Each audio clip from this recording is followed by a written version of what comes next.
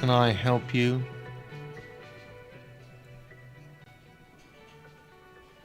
Another thing. Great. I love those. Yes?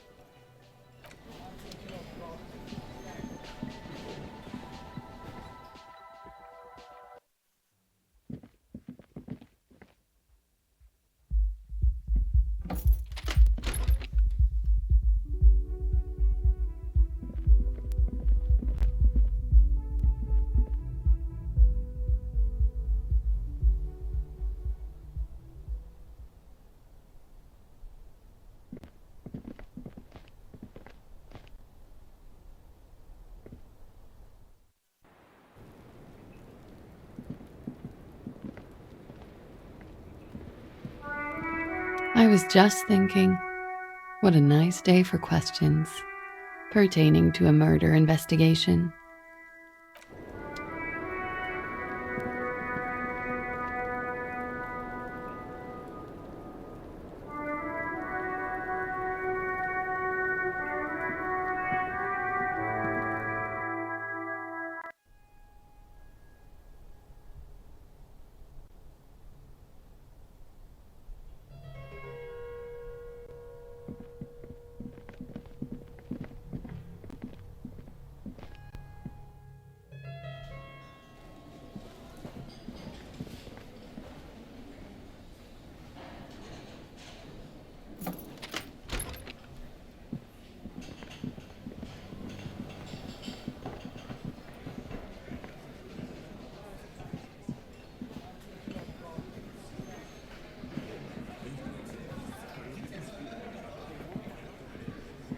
It's you again. What is it?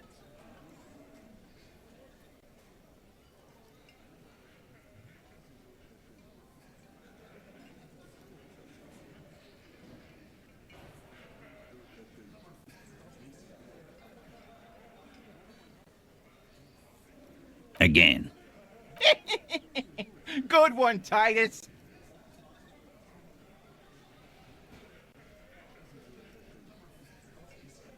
We hanged him up. Didn't they teach you anything? The autopsy showed there were no ligatures. The lieutenant goes in for the leg sweep. Titus. Yeah. That's right, lawman. And then we hanged the fuck. No. Of course he's happy. Fuck off. Keep your eye on this powerful guy. Like what, copper? Yeah, lawman. Why don't you? Not in the arresting mood? A fearful readiness, like an electrical charge. Raises hair. By your side, the lieutenant keeps his hand away from his holster. You hear the nylon of his coat hiss as he steps closer. While the little rat-faced man reaches into his sleeve, there's a knife in there. Some of the others reach for their belts. Their eyes are light. Wise move. You made the right. About fucking time. Clausia is playing them like a fiddle. Tell them how bad they got played, and they'll tell you the truth. There are many ways to go about it. All of them. No, we fucking ain't, asshole. No one's fiddling anyone in here. No, Glenn. I want to hear this. Who do you think is fucking fiddling me?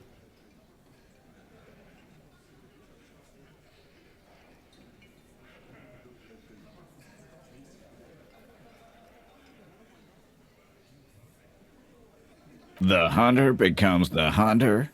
A little tip for you, cop. The next time you try to fuck with someone's head, make sure you're not fucked there yourself. I don't understand what happened. Why did you say that? I didn't tell you to say that. Put the fiddle down.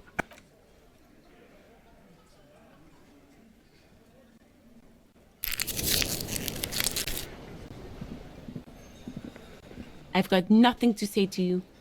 Why are you wasting your time? Aggressive? You make your living enforcing violence. These people are just dock workers. So you were spying on us, and now you represent murder suspects. Just dock workers. We've talked to Evrard Clare.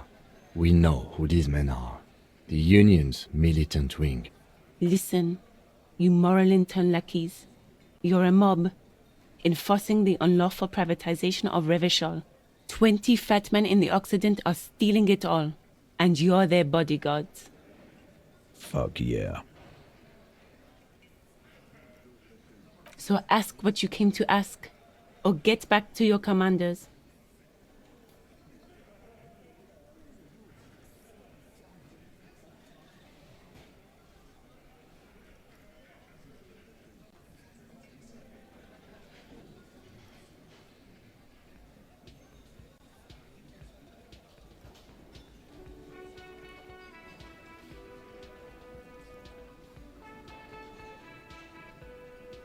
Let's.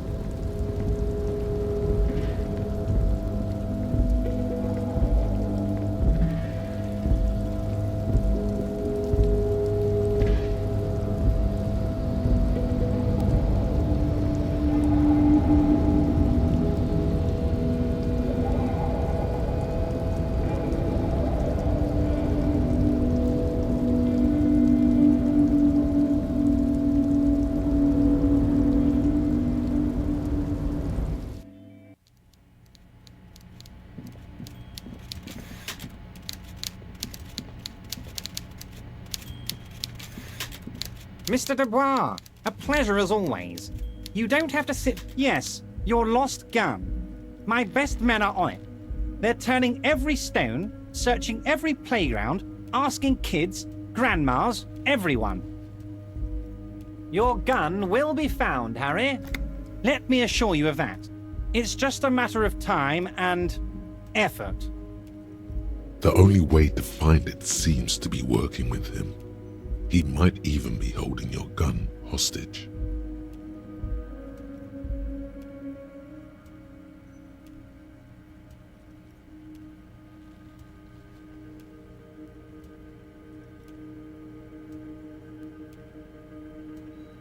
Damn it, Harry. That's exactly what it means. I'm only kidding, of course. He is not. Of course. I understand. We help you, you help us.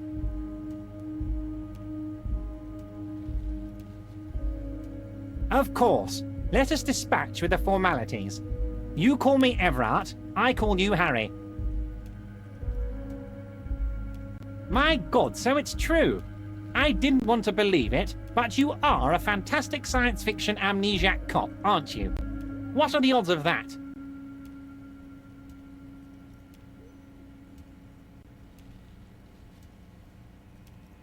I think the odds of that are very low.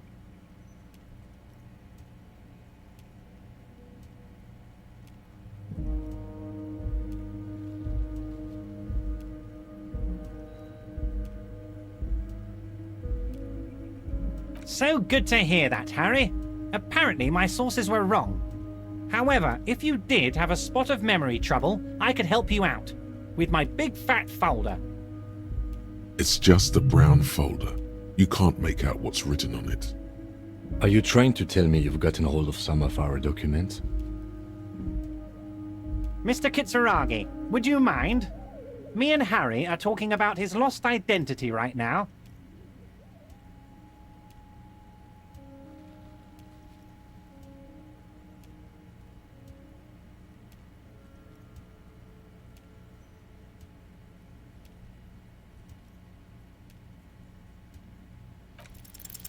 As you look at the folder, Everard covers it with his hand and pets it. He's hiding it from you because it's not a real RCM folder. It's just another one of those brown folders you saw in the file cabinet. Okay, Harry, you got me. This is from the Census Bureau, not the RCM. Those Census Bureau people are absolutely corrupt. You should do something about them. He got the name from the Census Bureau, and everything else from your actions here in Martinez. Yes, Mr. Kitsuragi from the Census Bureau. Like I said, now I'm actually a very busy man, so is there anything else I can do for you, Harry? That means he doesn't really know anything about you. A pity.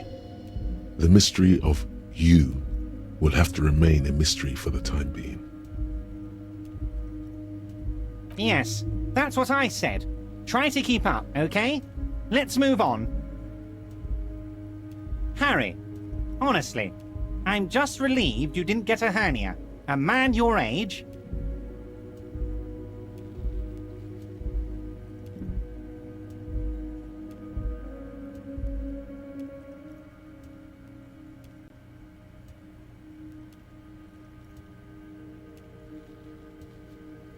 Yes, Harry. You are obviously in peak physical condition, and I salute both your initiative and your physical prowess.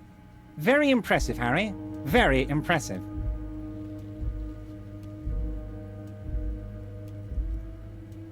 Anyway, I assure you, I am a very well-informed man. Information reaches me before I even get the chance to request it.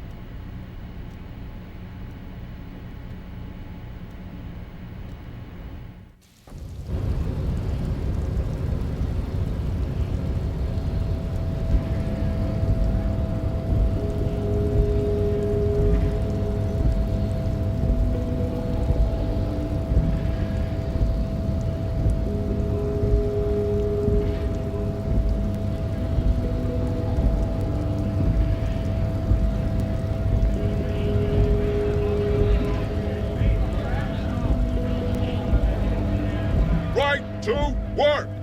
Right to work! Shame on you! We were promised work. We'd be in there. The physically impressive Mantower.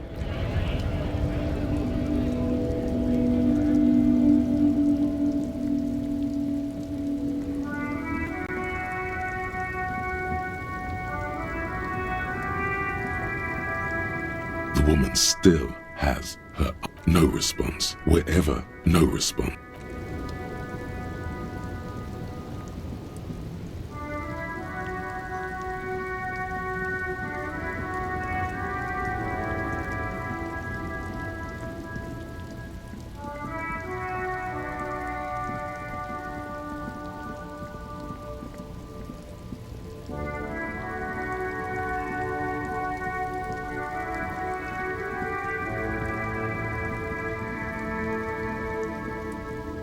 old monument stands in the middle of the...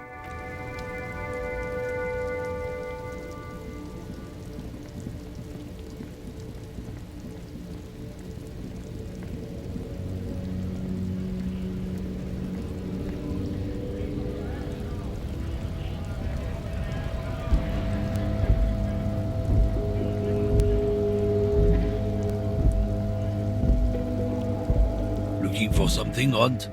Come to tell me to fuck off again?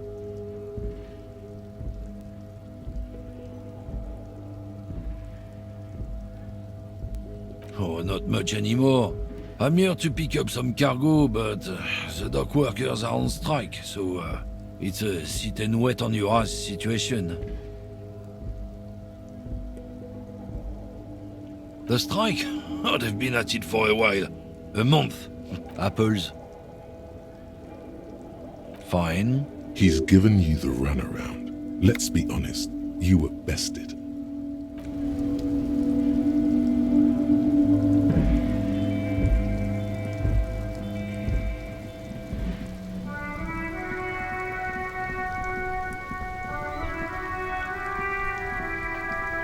The worn and beaten wooden planks.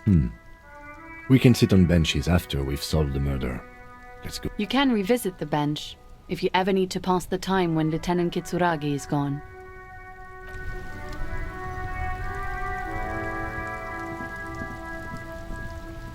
Yes? What do you want to know? Good.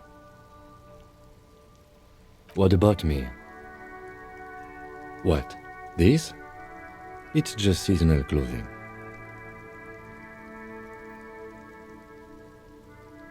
Where is this going?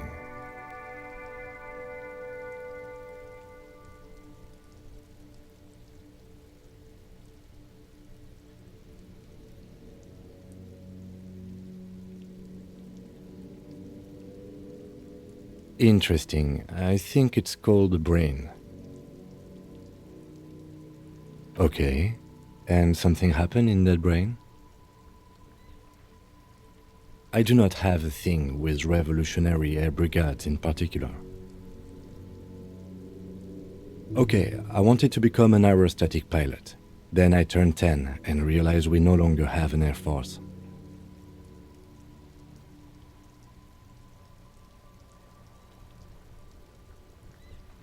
Absolutely nothing. Good. That's correct. That makes him a Beano-clad, completely uncopped material. Are they? They're good. Let's change the subject.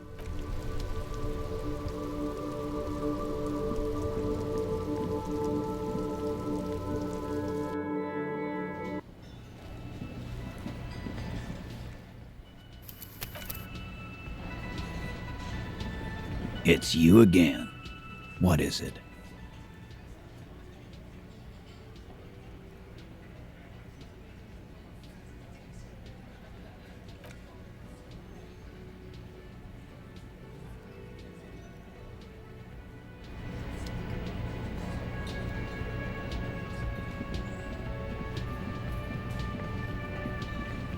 Oh, hello, dear. There you are again.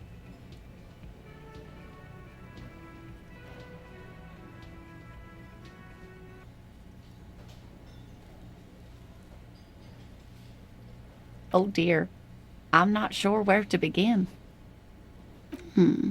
Well, his expression is slightly grumpy, but his eyes are always bright and curious, like a small boy's.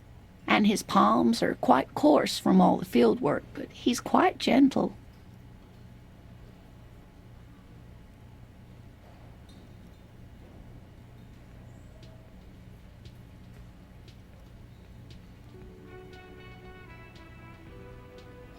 Oh, well, he's a bit shorter than you, but with a larger frame, and he has longish white hair, usually a bit uncombed. You might say wild, even. The lieutenant pulls out his notebook and begins jotting down the woman's description. One other thing, he'll likely have all kinds of field gear on him. even if he's not out in the reeds, you know, just in case.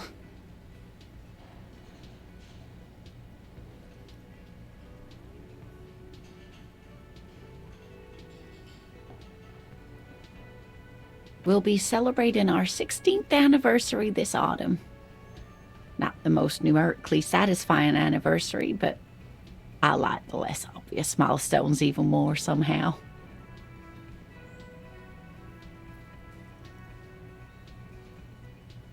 Via dating agency, I'm ashamed to say. I was looking to get back into the scene after recovering from my accident, and he'd just divorced.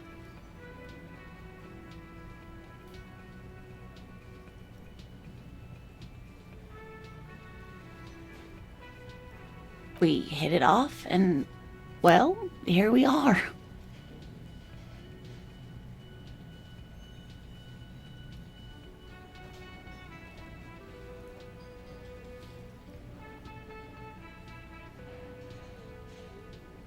She's skipping over some important parts.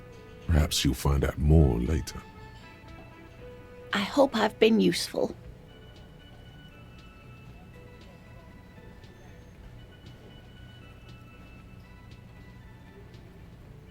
You know, to hell with it. Let's have more cryptids. Of course, officers. Is there a particular... Hey, you promised you'd only ask about one cryptid.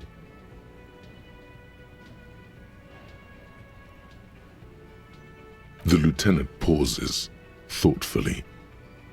Ah, fuck it. Let's have more cryptids. Well, the smallest cryptid is the Cryobacter catlensis, a unicellular bacterium. It was discovered in one of the northernmost points of Katla on the Boreal Plateau by renowned geologist Caitlin Mijanou some 70 years ago. The bacterial colony Mijanou found had remained alive while frozen in ice for longer than anyone could reliably estimate, certainly from before recorded history.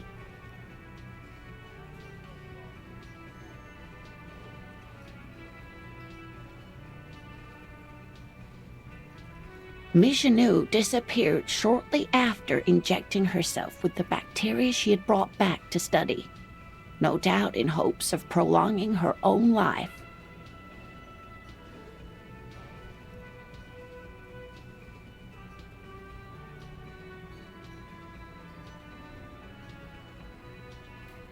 Yes, the bacteria had survived in the ice since times immemorial. It is not hard to see where she could have gotten the idea.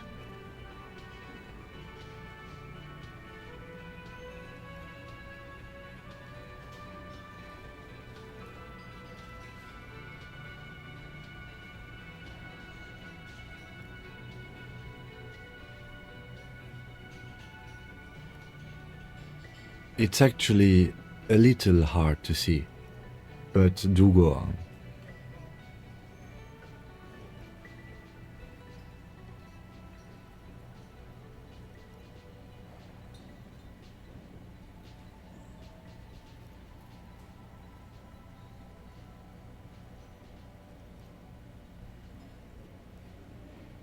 Yes, and she's quite mad, too.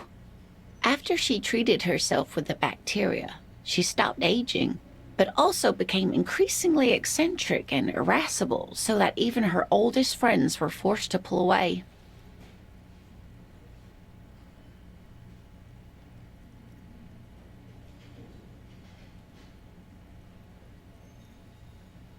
We can assume that she has been living somewhere in the wilderness for decades now, all alone except for the Cryobacter catlensis coursing through her bloodstream.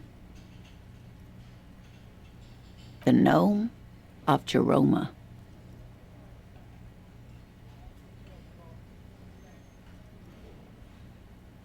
Oh, it is. None of his victims survived. Grieving relatives never even found their bodies because the gnome's venom dissolved organic tissue. It was reportedly a small creature with webbed fingers, and a couple of campers found it when it was already dying. They heard an odd wave. It still took the gnome of Jeroma an entire day to die. If the body of the creature was found, why aren't there detailed illustrations of it in science textbooks, confirming the existence of this very little species? Alas, the first scientist who got his hands on the creature's corpse put it in a jar of formaldehyde, thinking that would detoxify the gnome's venom. Instead, all the venom leaked out of the creature's teeth and into the surrounding liquid, dissolving the creature itself. A poetic end, perhaps, but a real loss for science. What an interesting question. And the answer is yes, there are. Of course. All fairy tales have someone or something invisible in them.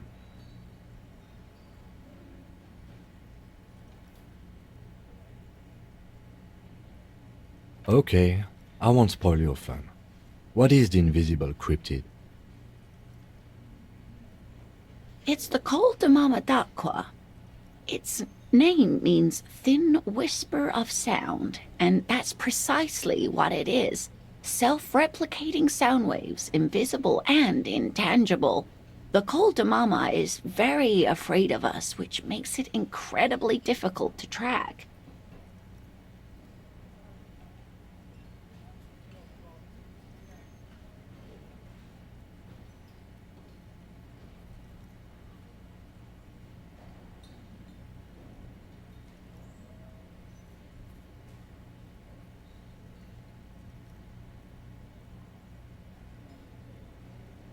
Plenty. It's the evidence that led to its discovery. In the 1920s, a group of Areopagite ornithologists, that is, scientists who study birds, were trying out a new recording technology for capturing sounds outside the range of human hearing.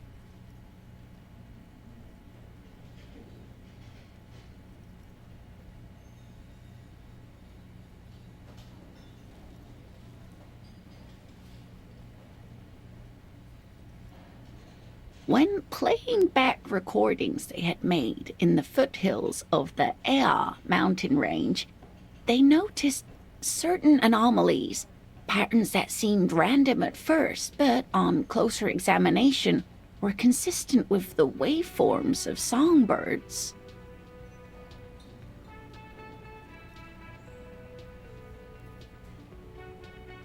The scientists soon discovered they could track and even predict what appeared to be feeding, mating, and migration patterns based on sound waves in a strictly delimited range of ultrasonic frequencies, even higher than those of the highest-pitched bat calls.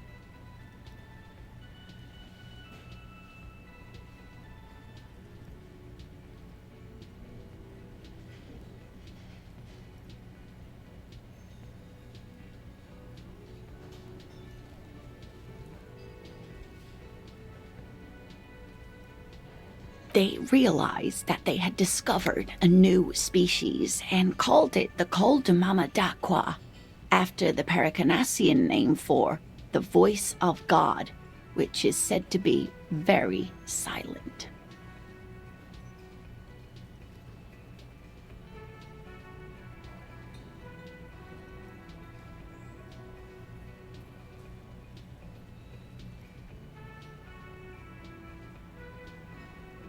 They grew quite obsessed with these little birds. Even though they couldn't see them, they could distinguish among individual birds and even began to name some of them. Sequester, Time, Joscan, those are but some of the Mama d'Aqua they followed individually. Like nothing, it's such a high-pitched sound that us humans can't hear it, nor can other animals. It could be ringing right outside your window and you wouldn't even know it.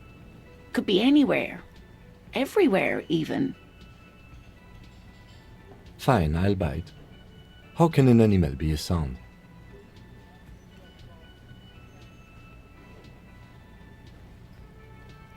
Many scientists have asked the same question. Some have claimed that it isn't itself a sound, but a tiny corpuscle that emits sound waves. But there's no evidence to support this theory. That is a sad story. A group of university students assisting with the fieldwork in their enthusiasm for the project, and no doubt because they were preoccupied with impressing their professors, nearly drove it to extinction.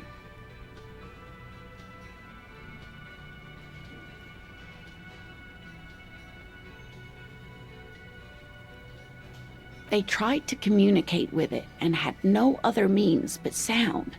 So they started sending out sound waves at frequencies they thought might match the Mamadakwas. And what happens when a sound wave meets another sound wave of the same frequency, dear?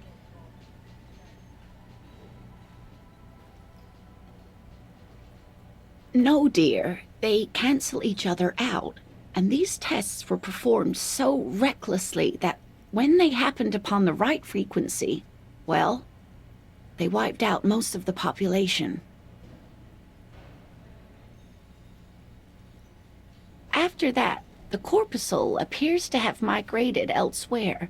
There have been recordings of anomalies similar to those spotted in Ea, but they've been few and far between. It's impossible to confirm the presence of any stable Mamadakwa population anywhere. Of course.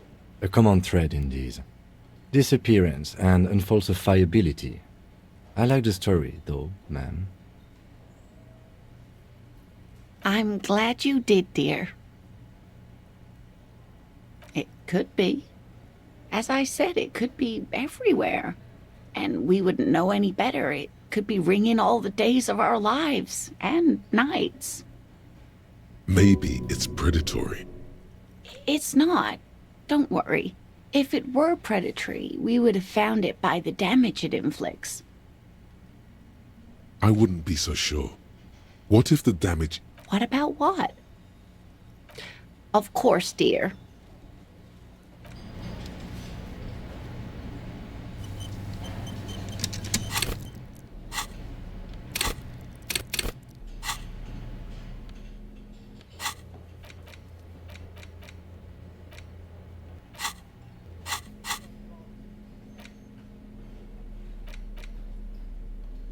It's the ledger you found in the trash. A cabbage of papers hanging from the board, with the permeables drawer inside. It's barely held together by a clip, then made complete by the faint smell of urinal cleaner.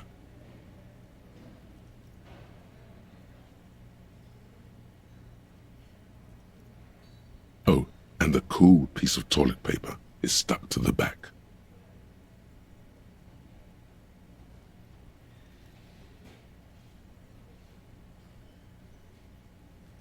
It's just toilet paper sticking to the back of the plastic clipboard. You can take it off if you want. Still wet, the toilet paper peels off the plastic easily. All you have to do is shake it off with your finger and voila! The ledger now looks marginally better.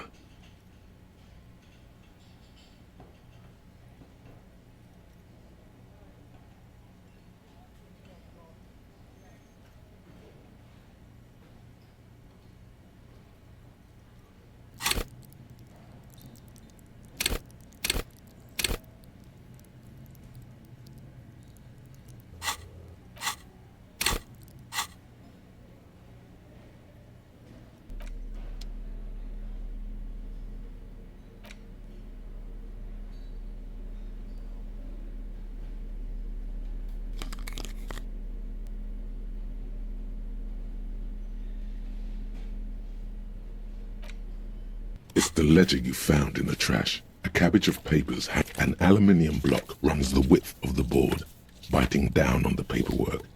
Its crocodile teeth are the only thing keeping the papers together. A regular pencil, the tip worn down to nothing, has been attached to the clip.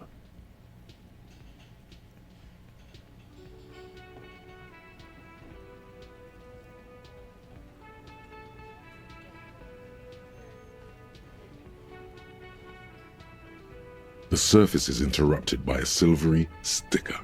It's rectangular, sparkling with iridescence. You don't know how you didn't notice it before.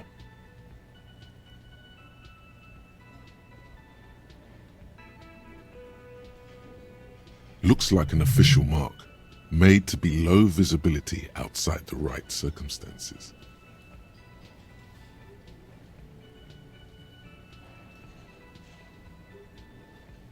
What? That thing. It's a halogen watermark. We use it for adding information to RCM property.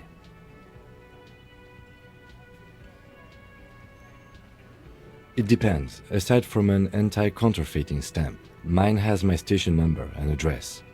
The information varies by date of issue. Maybe yours will have how many cases you've solved. Your kill count. Yours will surely have your kill count. Any capable light with the right wavelength will do.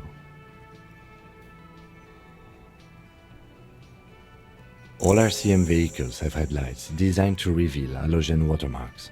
Mine too.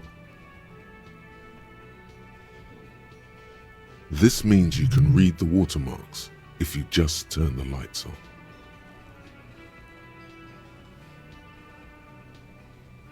Okay. While a bunch of sodden papers sag from the clipboard in your hand, it's a sorry sight.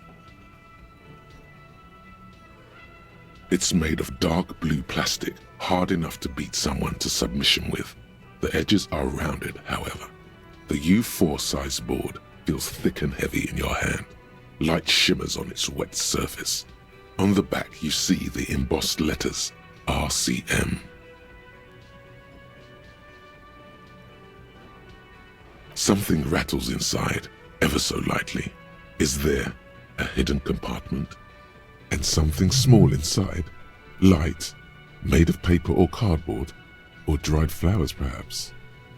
Permeables. It's not hidden per se. The compartment is made for permeable materials that would get damaged if something happened to it. The plastic shimmers like lapis lazuli, but it is not see-through. You cannot see to its center. There's pain in there, if you want some. That much you know. With your hands, U4-sized pages hang from the clip screwed to the top of the board.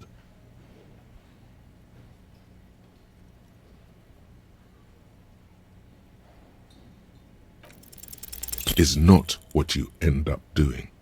You squeeze the plastic to slide it open, but nothing happens. Then you bend it some, then crack it. The goddamn thing is stuck. A hot flash of rage comes over you. For a moment there, before it recedes, you feel as though you might just squeeze a tear of anger out of your duct. The ledger quivers in your hand. As it shakes, the pages rustle. This pathetic mess suddenly afraid of you for some reason. The acidic stench of rotting food is rubbed off on the cellulose. It now forms the base of the experience. This base surrounded by a faint air of spoiled meat, the stuff of death itself, and then sprinkled liberally with the citrus zest of toilet cleaner. You know, like the bits they put into public piss bowls, probably called Fermi Discrete, or Axle, or something. At some point in its journey, the ledger has seen the inside of a public toilet. If you knew it was dunked in the toilet before getting chucked into the trash, why are you sniffing it?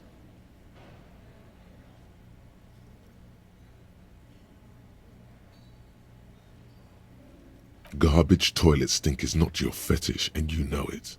Your nose does not fucking like this.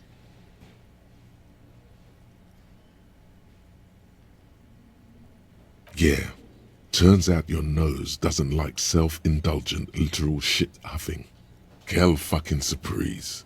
Come on, no more. The ledger is going back down, away from your nose now. Arson, petty theft, spousal abuse. Handwritten logs on dozens of investigations date back to January 51. Stamped case files, commit to paper. These are your last couple of months in Revachol. Precinct 4. The notebook is annual. It says 51 on what remains of its cover. A molten strap of cardboard. Everything prior to this must have belonged to a judging by the creases on your forehead and the lines on your cheeks. Too much more. Going back years.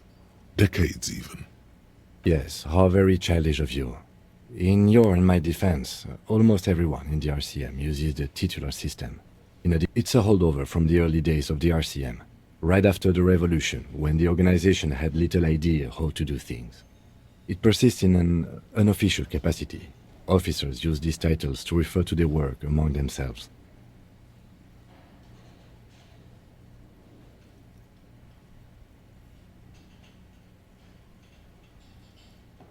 Again, in your defense, I seem to have named one the man with the hole in his head. That was a real person. His death was real. Still, I named it that, to amuse myself.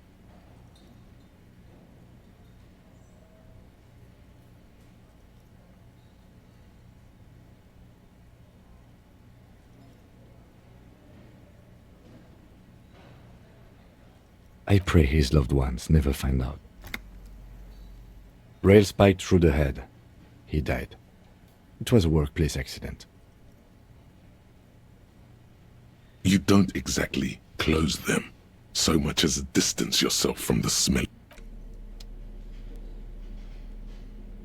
An intricate web of blue lines stretches across the torso of the hanged man, from the right shoulder to the solar plexus. Each time the lines intersect, a small white star is formed in their crossing.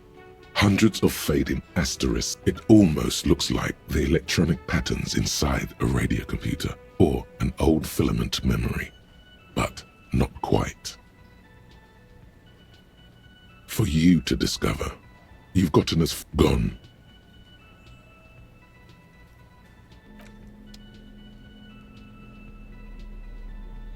It's just a racist mug. What's there to read here? Not much. The face of King Freecell smiles at you.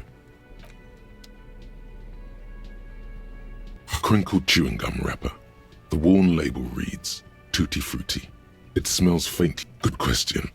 Drawn by regret. You carefully fold the wrapper into a square.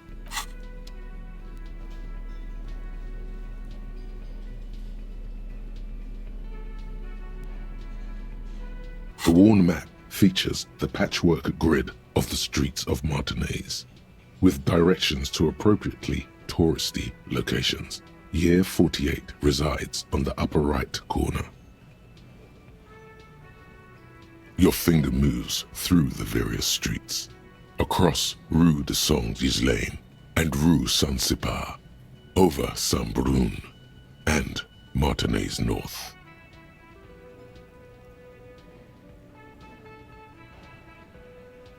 Finally, coming to a halt on the spot where you are currently standing, although the map gives no such indication itself.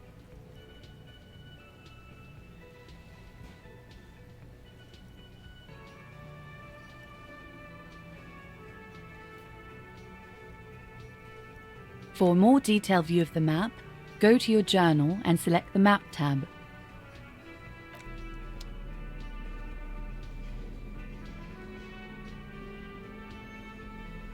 The Greatest Innocence by João Paulo Salomão Lopes de Fuego. The book is large and heavy. Browsing through the various chapters, you try your best to understand the ceaseless overflow, the sprawl of names, dates, places, events historical. Most of it ends up as a twisted mass of facts inside your brain. You can do it. It'll be worth it. There's something here. Your educational survey is done. Did you catch any of that? No. Oh well, it's pop quiz time. Let's see what you've learned. This might take a few minutes. You ready? That's the spirit. Here we go. Question 1. Who was the first Innocence? Dolores Day.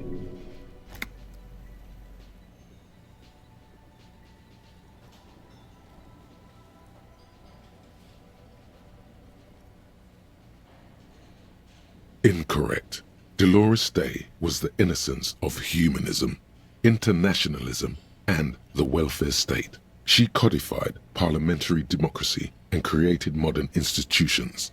Among these, the moral intern, she was powerful and beautiful on all her icons. Her colors are silver, white, and apricot. And when you think her name, Dolores, stomach acid rises to the back of your throat, and it hurts. You see a flash silver, a wreath, an airport bag, and blonde hair. You don't know why. Another choice, perhaps? Steer clear of this one. There's something terrible about this one.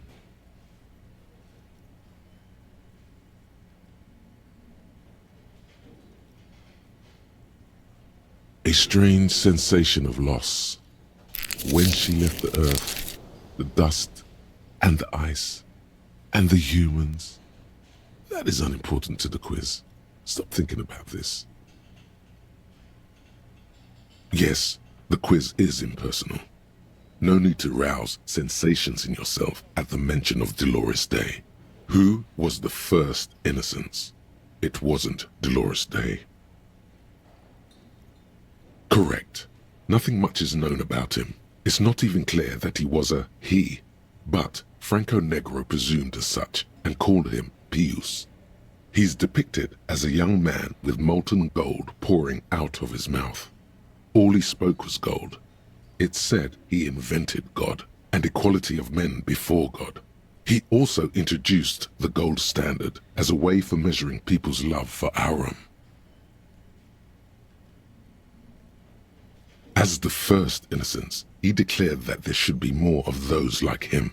It is presumed his disciples were the beginning of the Holy Party, the founding party.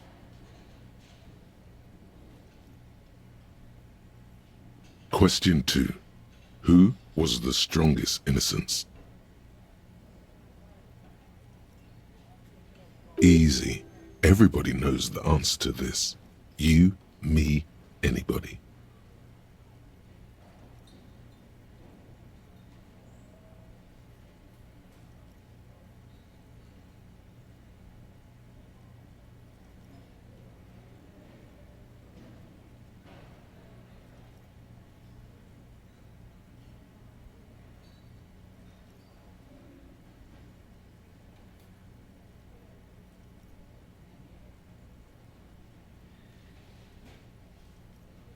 Incorrect. Vespa Messina is not a person, but a defunct state on the southeastern coast of the Occident. It used to take up most of the peninsula before separating into the republics of Vespa and Messina. Care to try again? Correct. Named the innocence of militarism, he codified hereditary rule, but at the same time ended serfdom and established the Inter-Isolari Real as the global reserve currency. He also established the concept of the nation.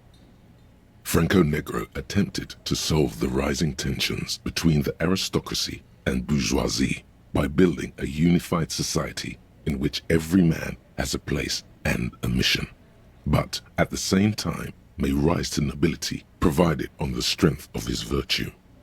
Question 3. Who was the false innocence?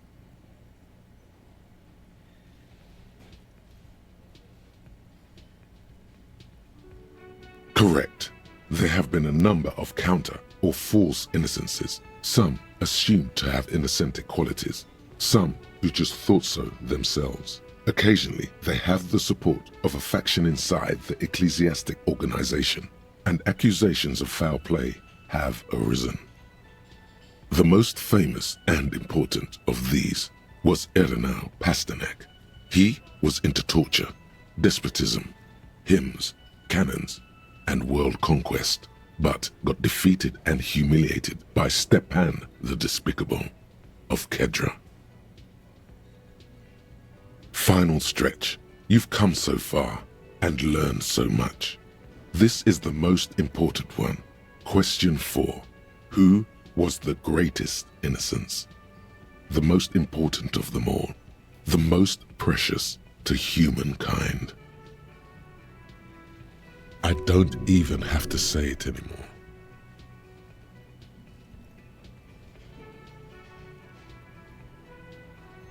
Correct. The Mesk might see Franco Negro as the father of nations, but as of this century, there's been a great shift in attitude.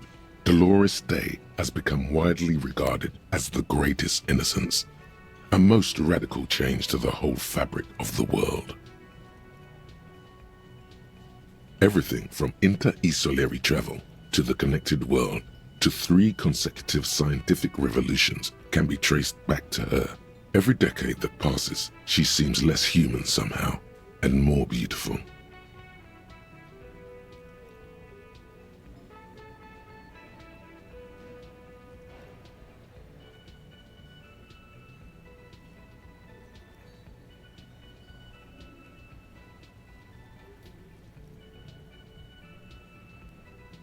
And more beautiful, and more beautiful.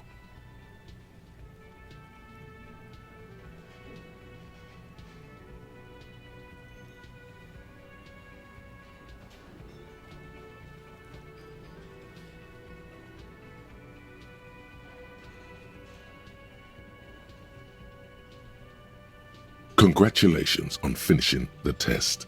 The results and your subsequent grade have been calculated. You get a B. Good enough. Everyone misses a few from time to time.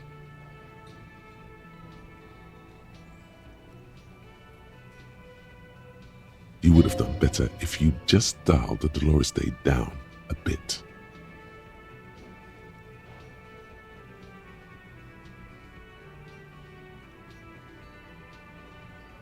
What's going on with you?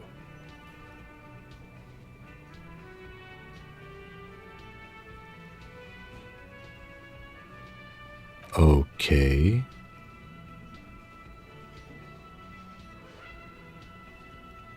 You are shouting at an inanimate object, like a real weirdo. No wonder you seem to have trouble with the right answers.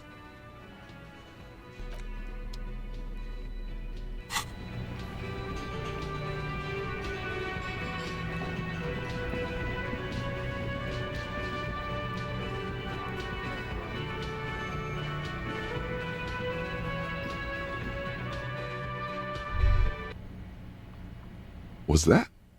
Could it be the Col de Mama d'Aqua? No, it's probably just your imagination ringing in your ear.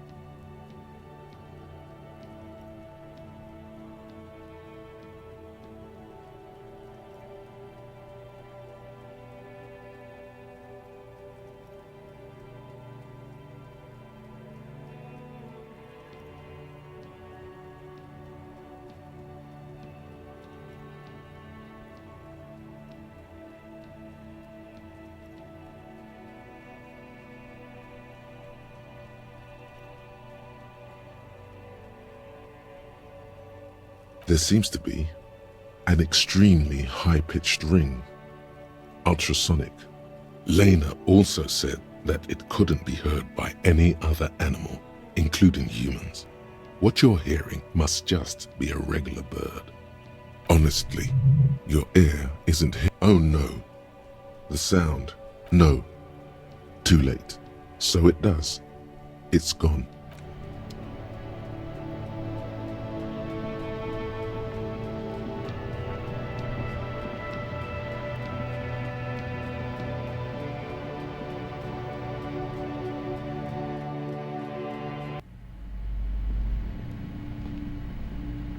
The display rack is brimming with worn paperbacks featuring an extremely muscular, sword-wielding barbarian. This is entirely complete. Oh, Man from Hjelmdal. A very popular series of adventure novels. They're awfully immoral and violent books. Blood and violence, scantily clad women, epic narratives, all those mystical things he encounters. They're bound to grab those with little imagination and nothing to do. What does it matter? They're all the same. However, the customer is always right, they say. If you're a novice of the series, I'd recommend Hjelmdalaman, the Man from Hjelmdal. It's supposed to be a good introduction to the series. Rows and rows of Hjelmdalamen blur your vision. You make out some titles. Man from Hjelmdal and the Mammoth Riders. Man from Hjelmdal, Return to Hjelmdal. And the solipsistic Man from Hjelmdal and the Hjelmdal Man. Maybe 100. Man from Hjelmdal, those snow crabs are... The display rack before you is burdened under piles of A twinge at the back of your head makes you flinch. Your eye starts twitching. Your hand reaches toward a book with glossy cover art of the very muscular Man from Hjelmdal in chains, kneeling in front of a staircase leading to a throne. But between the throne and the Hjelmdalaman lies a bonfire, casting shadows on the wall. The shadow of the woman's headdress looks like a pair of devil horns. The title reads, Man from Hjelmdal and the Devil Woman.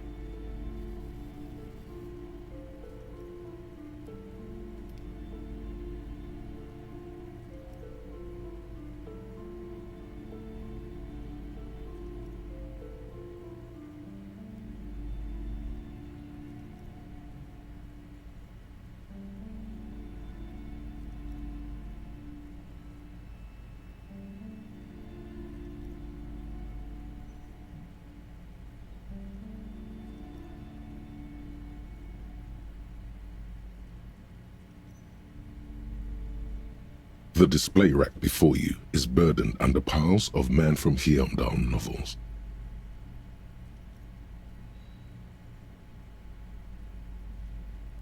It is a bestseller for a reason.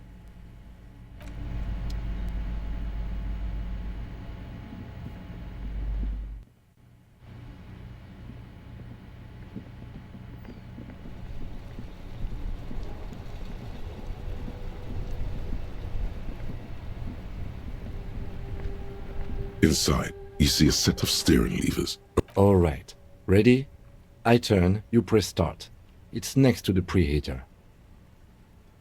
The dashboard lights up with orange glow. The rounds per minute gauge jumps, and the engine of the Caprice Canema comes to life with a whiny growl. Like a leopard waking from its sleep, yawning and roaring at the same time. That sound, you feel the wind in your hair as if you're already driving. But where? Down a narrow street lined with shabby wooden houses, the 881 motor tracked, coiling like a serpent high above. Children play under the viaduct, eyes turn to watch you as you pass. The Valley of Dogs, and before it, a familiar dome, like a ladybug without the colors. The building has a designated parking place for your carriage. This is Precinct 41, as close as you have to home now. It's far away. The lights unfold with a little click, casting electrical light onto the ground before the vehicle. There you go. I'll turn them off from the remote once you're done. We just need to stand in front of the machine now.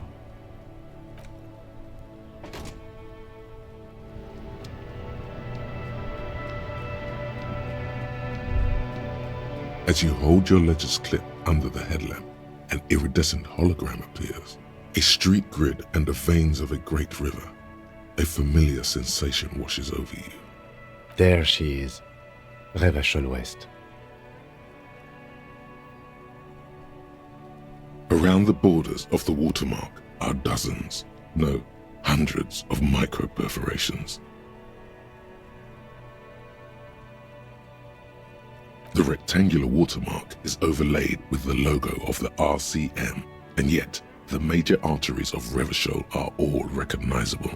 They shimmer in the Kanema's headlights.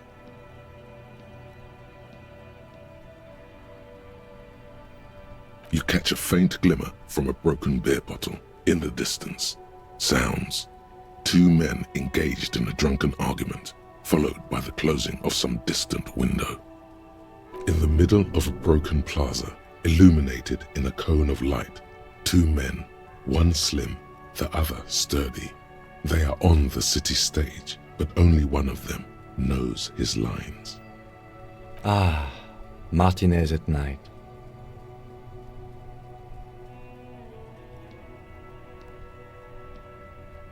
Let me see. Right here.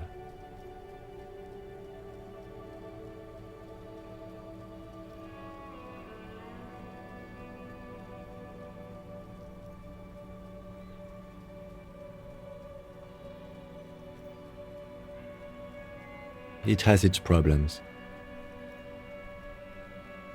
There are many of them, and they are divided into 3 separate rows. The first row has 18 dots. The next is the longest. It runs all the way around the border, and then some. There are so many, it's hard to count. More than 150, at least, maybe even 200. The last row has 3 perforations. As you look at them, you feel your index finger reflexively contract 3 times.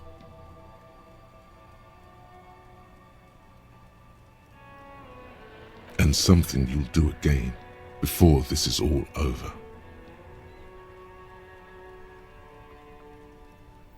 Those are perforations. They represent your record as an officer of the RCM. They are your statistics, as it were. I should have guessed you'd keep a record. Officers often do. Let's take a look. Son, here is where we score your life performance. You better hope it's good. The first row represents your years of service. 18 years. Okay, not bad at all. What did you do before you volunteered?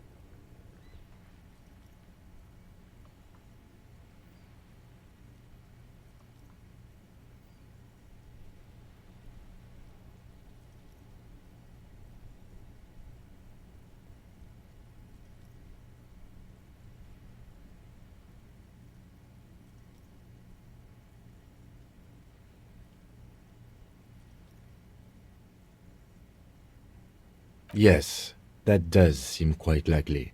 Your youth coincided with some heady days for Revachol. But let's move on, shall we? This next row, the one that wraps all the way around, is your number of closed cases. Closed is good. It means finished. You've got, let's see...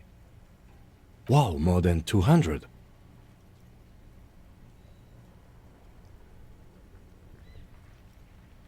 It's quite a lot, even for someone who's been on the force for nearly 2 decades. Usually, clearing more than 10 cases a year puts you in the 90th percentile of all RCM officers.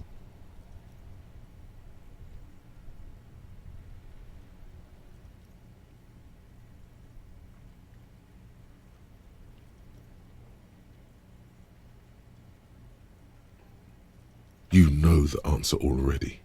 The tingle in your index finger gave it away. That's right.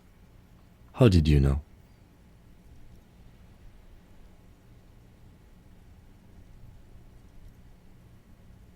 Ah, right. Sometimes the brain's able to preserve certain responses even when conscious memory has been, let's say, misplaced.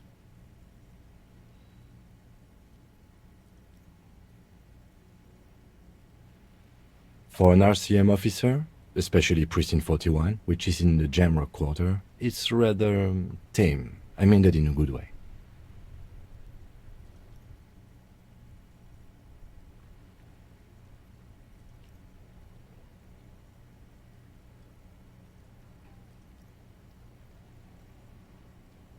There are certain officers who treat their kills like some kind of ghoulish game. If they do happen to solve a case, it's usually by accident.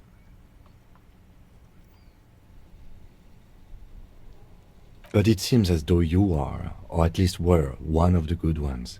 So we have that to be thankful for. He's sincerely glad you're not a scary predator. Not to say relieved you're competent.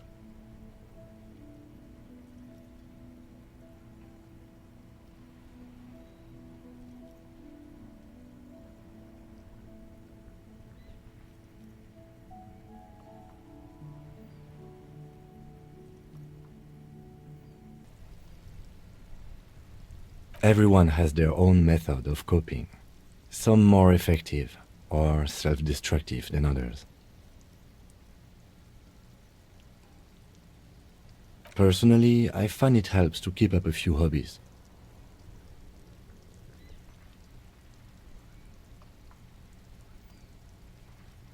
Par exemple,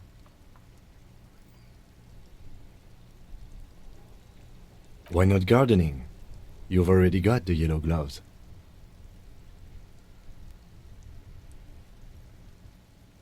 Yes.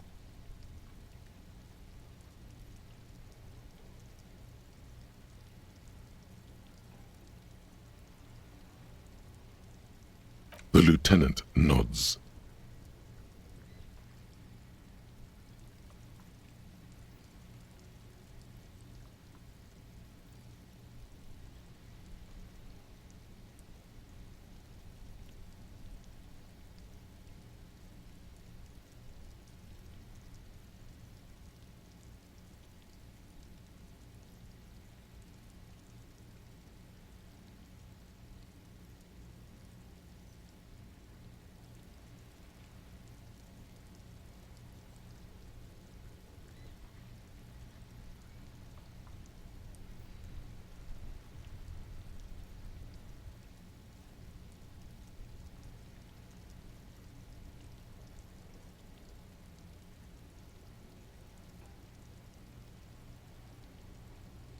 Right. I'll go turn off the lights. You can now see your statistics on your journal page, to the right of the task description.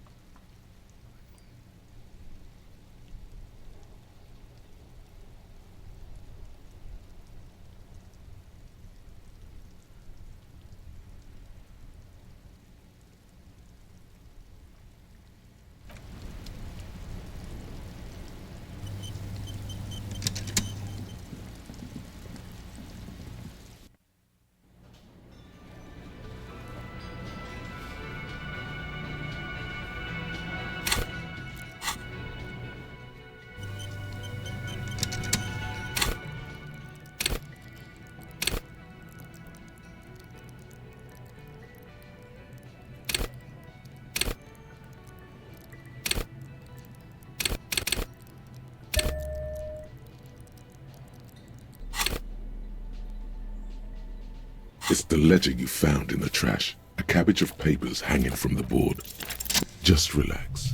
The two sides of the board are slightly misaligned, like a drawer that's come off the slides. All you need to do is bend the plastic on your knee, slowly.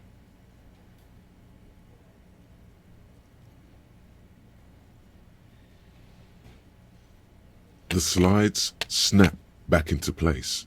It should be possible to just, you know.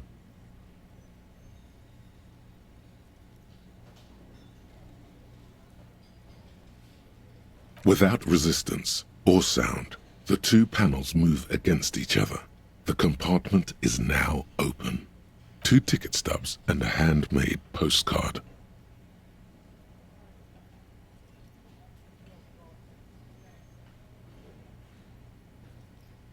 Two octopuses are smiling, reaching their tentacles toward each other in the colored pencil drawings.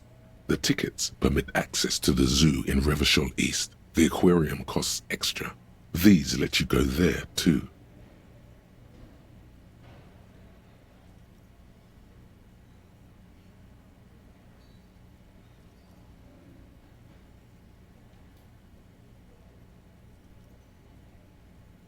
Thin wax paper has been glued to a piece of cardboard.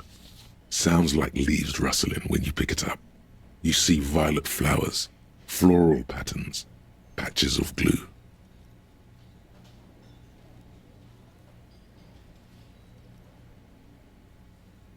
It smells of chewing gum, apricot flavored.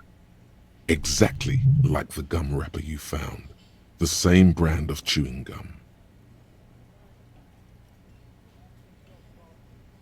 Familiar handwriting lines the inside of the card, looped, round letters in a woman's hand. Harry, it begins. You're already reading.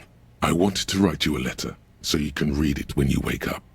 Maybe it will make you happy. Throw it away, please. Your hand shakes holding the card. Every morning when I step out and you're asleep behind me, it says, I find a little piece of sadness in me. I carry it in my chest, down Voyager Road. Every step I take, it grows.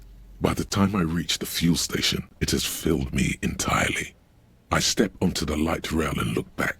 Sparks fall from the bow collector. I know it will be like this until late afternoon, when I get off the 42 and walk back to you. You. Every step I take will get lighter. It almost makes me run. Sometimes I do. I can't believe I met you. I can't believe the happiness I feel with you. You have a vast, vast soul, and I will always, always, always come back to it. Kisses, kisses, kisses. You feel the air sucked out of your lungs and the blood sucked out of your head.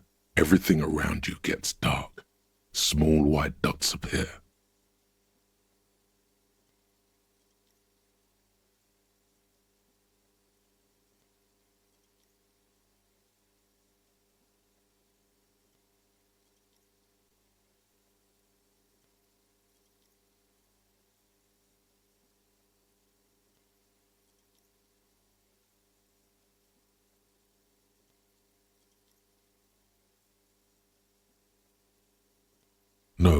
No, hold on.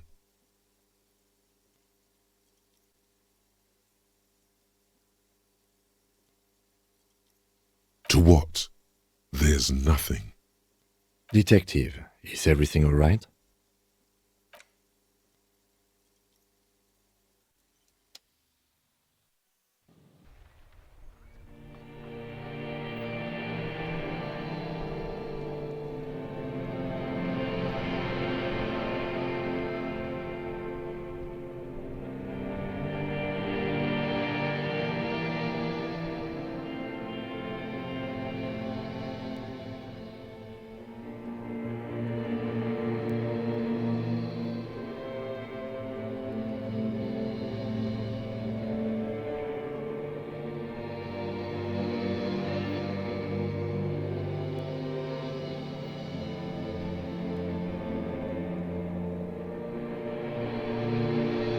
There is nothing.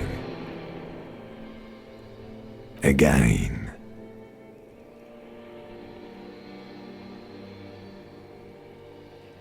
Well, almost nothing. There is the ground below you, that's still there.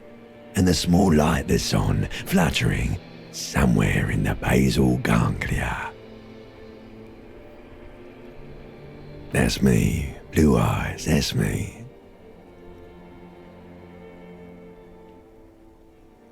Who was what? He speaks of the sickening longing, the unwell emotion.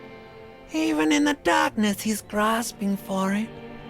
Still trying to hold on to the great sorrows slipping in the water. Slimy.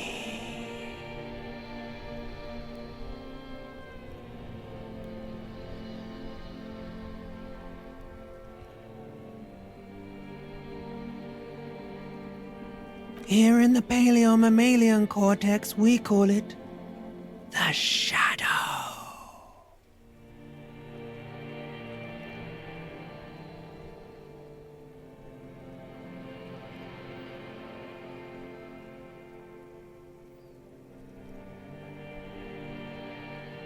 Because it's always there.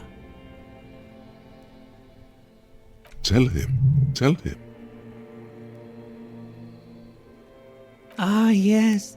In the old factory system, they call it the apricot chewing gum scented one. It's unhealthy of them to linger on it so. But as they say, what do you do?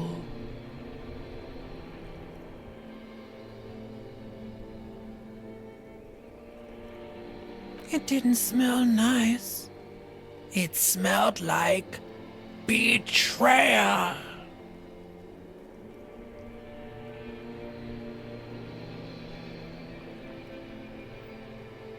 There is no Voyager Road.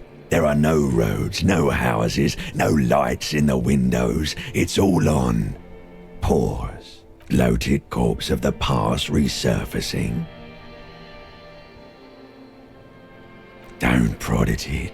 It will start moving again. Your name is fuck all. It certainly ain't Harry. Your name is passed out on the ground, dragged around by one of the other evil apes. They're taking you somewhere.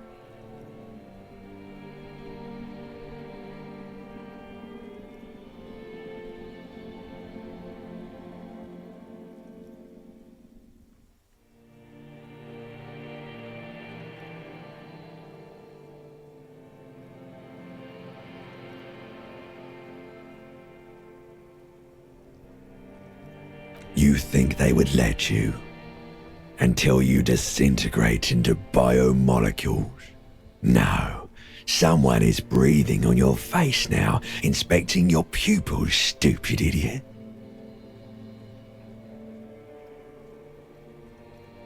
Yes, they're pouring something on you. It's in you. And It's delicious. Glowing lights on a dashboard emerge out of nothingness.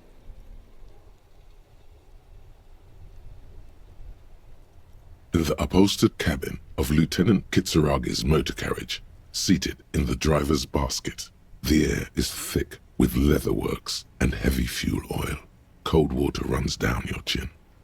Drink. Water.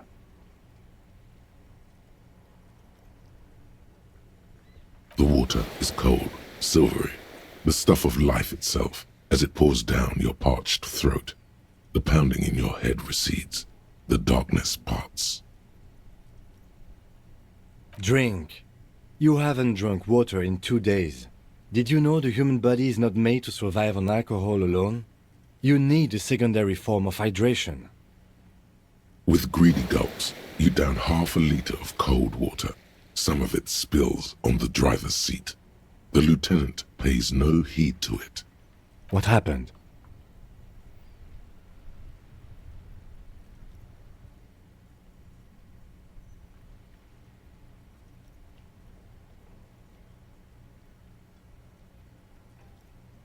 That does sometimes happen.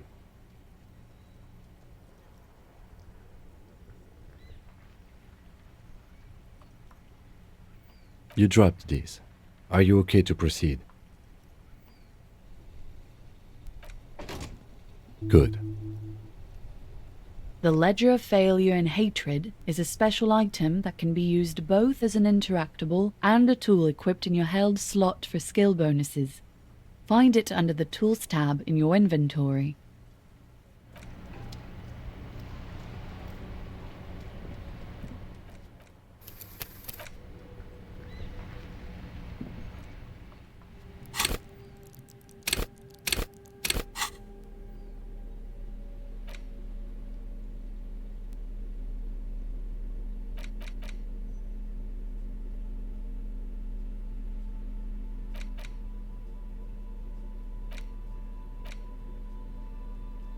It's the ledger you found in the trash. A cabbage of papers hanging from the board. With the permeables drawer, it's proving to be harder than expected. You just don't have the intellectual rigor to patch the quilt back together. Try again later.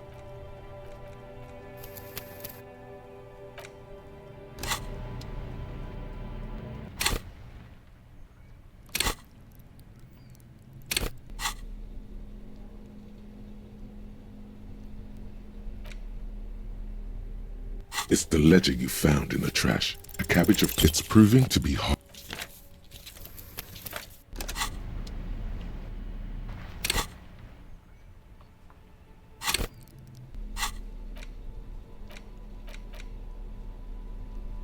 It's the ledger you found in the trash.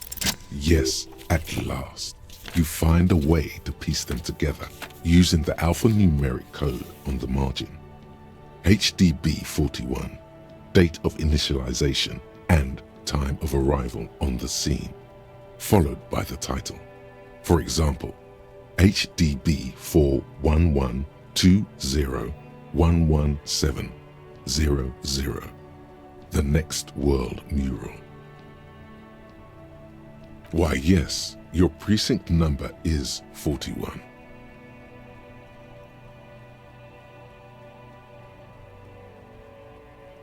Every last alphanumeric in the files begins with it, and these are your case files.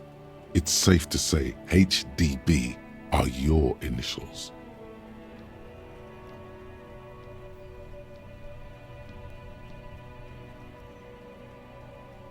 Harry Dubois, HDB.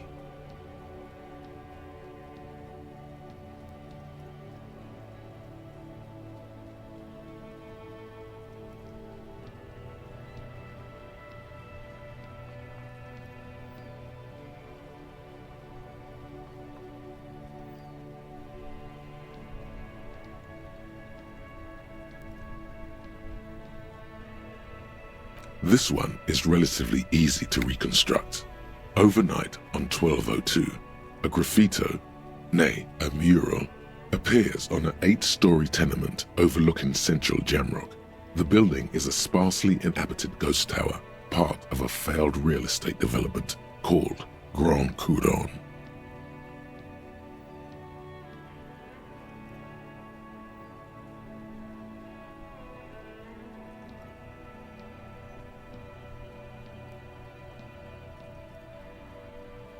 The mural is enormous.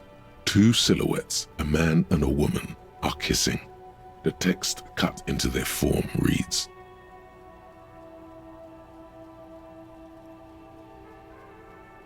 "True love is possible only in the next world. For new people, it is too late for us. Wreak havoc on the middle class."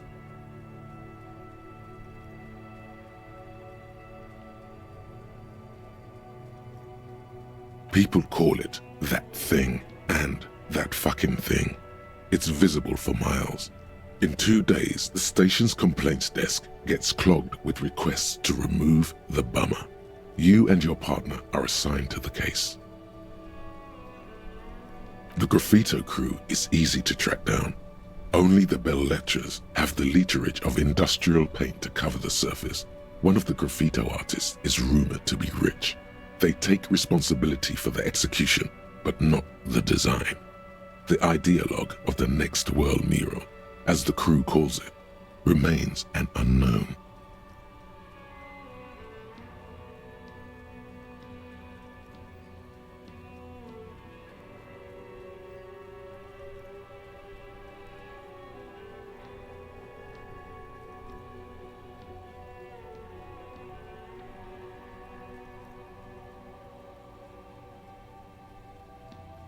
The crew agrees to clean up after themselves. However, your partner, JV, is against the removal, citing public support for conservation. This leads to a debate in Precinct 41, which then spreads to the streets of Jamrock, ending in a rare plebiscite organized by you and the rest of Row 3.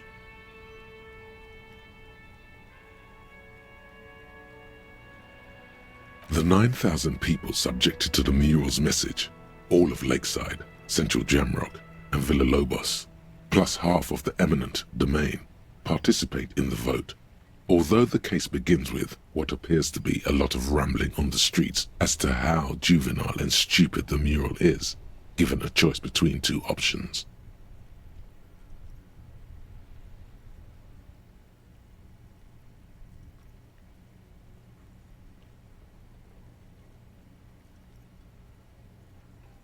A staggering 78% of voters choose to keep it. Turns out the opposition were a loud minority. And that love truly is possible in the next world for new people. And it is too late for us.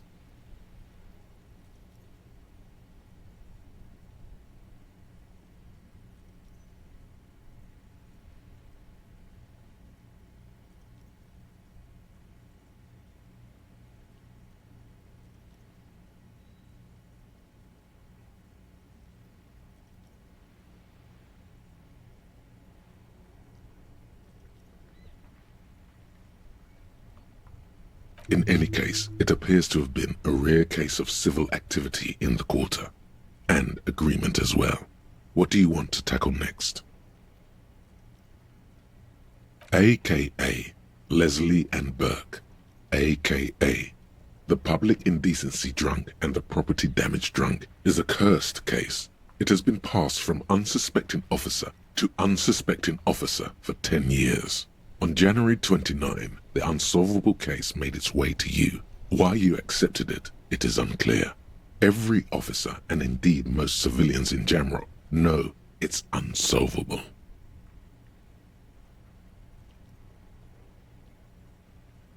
You were so drunk you didn't remember what it was when you signed on. That, or you were high. Leslie will always take his pants off when he's drunk. Burke will always trash everything. It's just what they do. It is their nature.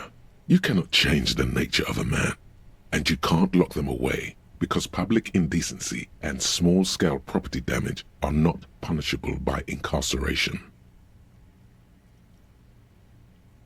The only way for Leslie to stop flashing his genitals to bypassers and for Burke to stop dismantling signage and rear-view mirrors would be for them to stop drinking alcohol, which, in their 40s or 50s, it's hard to tell because of their distorted features, is a medical improbability on par with you ceasing to produce the expression. Threatening fines, dragging them to the station, locking them up in the hellholes they live in, locking them up in the station, hypnotherapy, even trying to get the local gang of Zemyaki to take them out. The Zemyaki gave them ethanol, so Burke and Leslie would expose and rampage even harder. You tried it all, and still the complaints wouldn't stop, as they hadn't stopped for 10 years.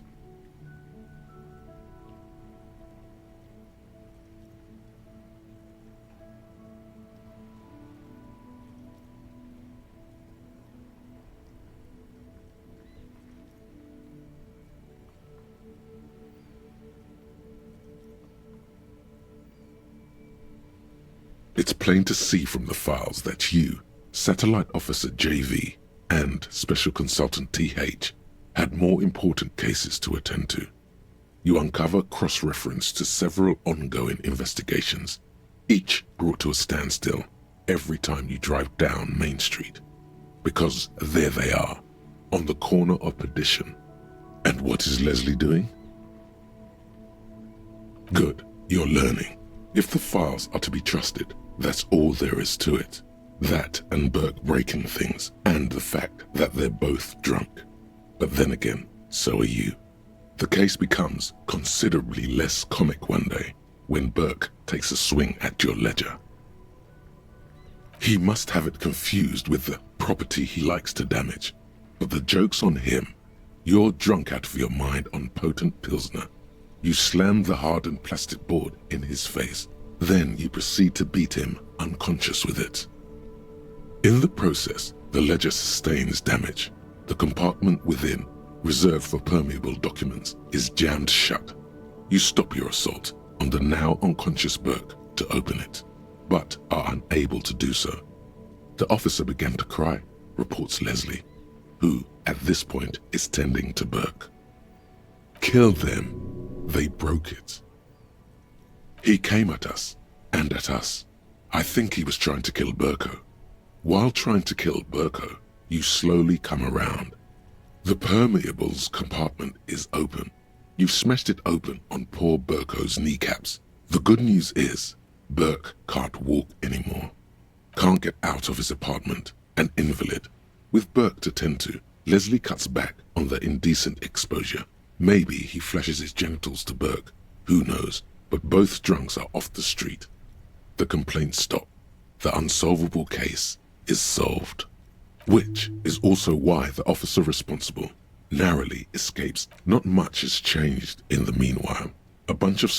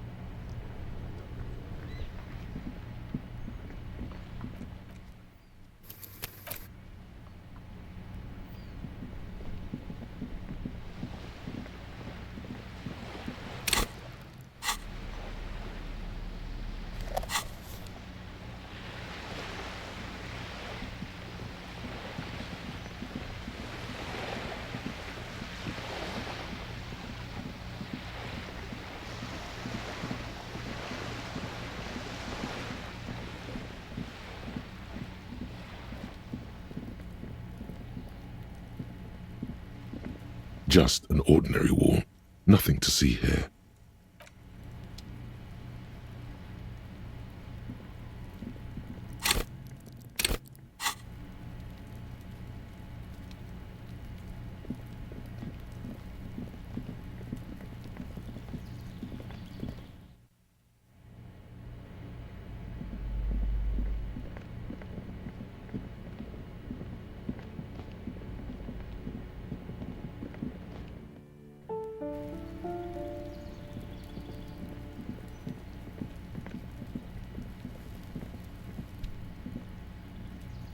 Gendarmerie, you found me.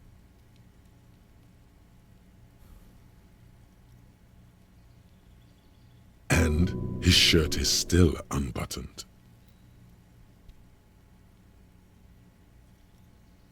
It was mine.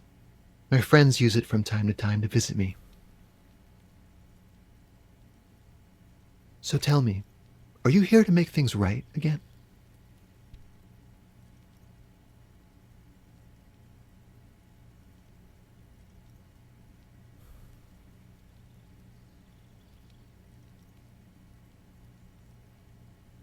Beautiful.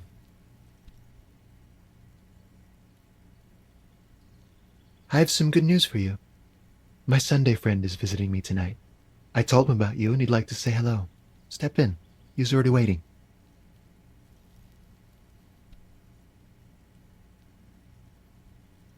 Trust me, you do.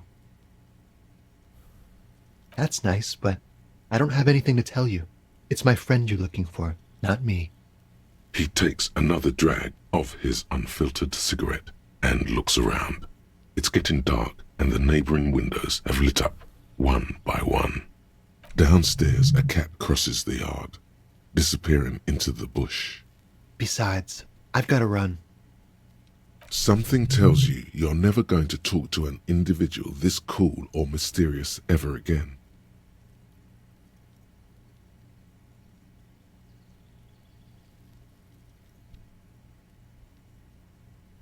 To the city. It's a beautiful night. A man on high heels stumbles out of a basement club, music blasting over the entire district. It's chilly, and as the chemicals hit his nervous system, 1,000 shivers ripple through his body. Take care, all right?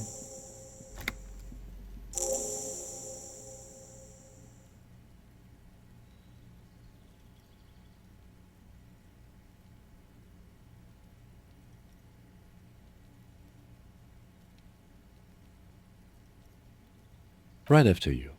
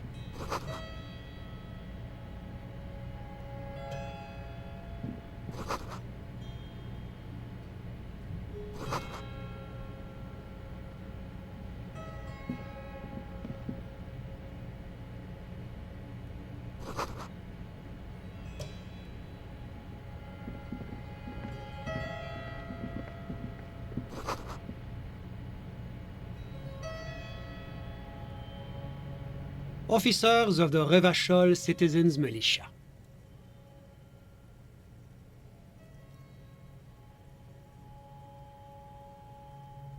His hands are clean and well manicured. This is a man who knows the importance of appearances. My name is Charles Vildrouin, and I am an official with the coalition government. I work for the Institute of Price Stabilité on assignment from Sur-la-Clé. I heard you talking to my friend outside. Very good. Super. I am here to assist you in any way possible. Ask me about the hanging.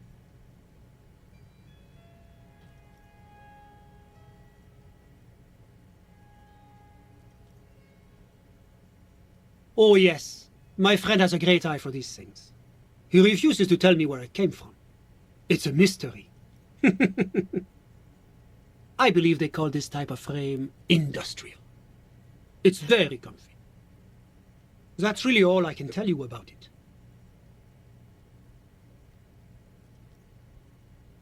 The lieutenant takes out his notebook and nods to you to proceed.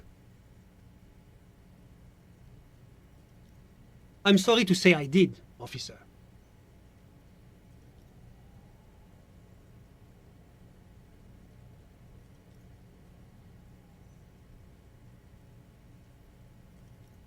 Officer, it's very difficult to describe what I saw that night. It was so surreal to me, like in a play. What do you mean, like in a play? It was just so strange. I could barely comprehend what was happening. I was on the balcony when it happened, getting some fresh air. I remember that first they came in, carrying what looked like a body. And then I saw all the surrounding windows go dead, one by one.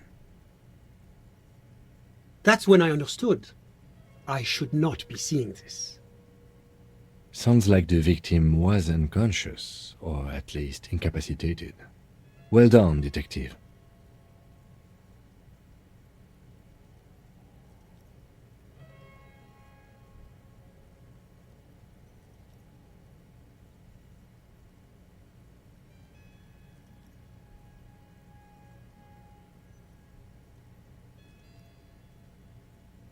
I couldn't tell you exactly. Less than 10. Maybe 8? The lieutenant sends you a sharp look at the mention of that number.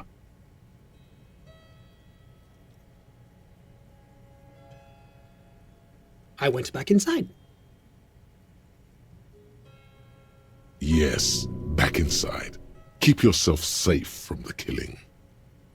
Were you able to see anything from inside? Officer, the yard was pitch black. There was nothing to see, but I could still hear their voices. They were threatening to kill that poor man. All men, I presume. But again, I couldn't see very clearly. Well, that's the strangest part, officer. Nothing happened. It was oddly quiet for a public lynching. Eventually, their shouts died down, and that was all. There were no gunshots, no celebratory shouts.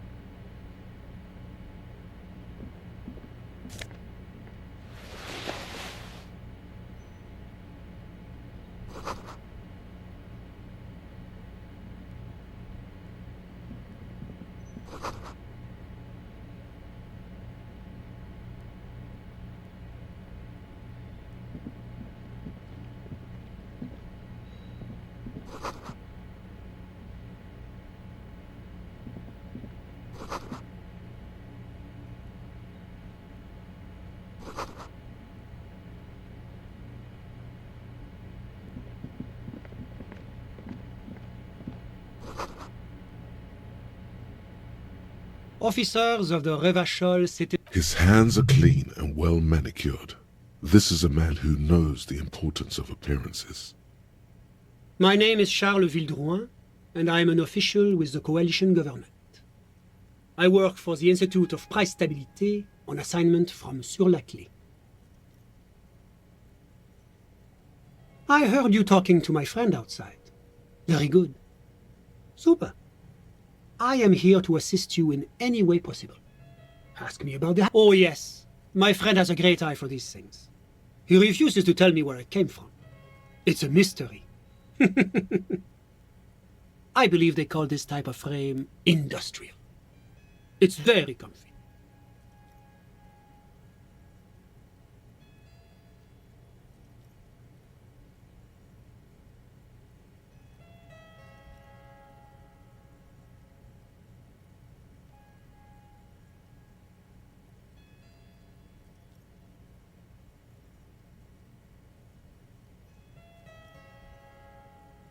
That's really all I can tell you about it.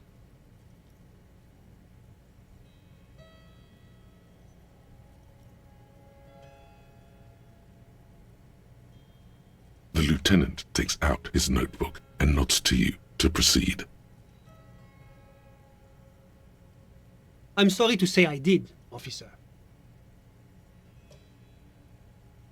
Officer, it's very difficult to describe what I saw that night. It was so surreal to me, like in a play. What do you mean, like in a play? It was just so strange. I could barely comprehend what was happening. I was on the balcony when it happened, getting some fresh air. I remember that first they came in, carrying what looked like a body. And then I saw all the surrounding windows go dead, one by one. That's when I understood. I should not be seeing this.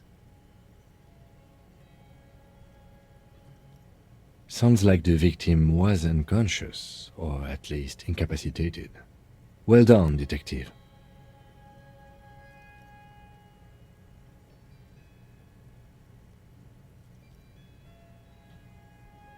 I couldn't tell you exactly. Less than 10. Maybe 8? The lieutenant sends you a sharp look at the mention of that number. That's a giant you're describing. No, they were all quite human. As far as I went back inside. Yes, back inside. Were you able to see anything from inside? Officer, the yard was pitch black. All men, I presume. But again, I couldn't see very clearly. I believe they were mostly white, though I believe I saw 2 Areopagites among them. And I am quite certain that one spoke with a Mesk accent.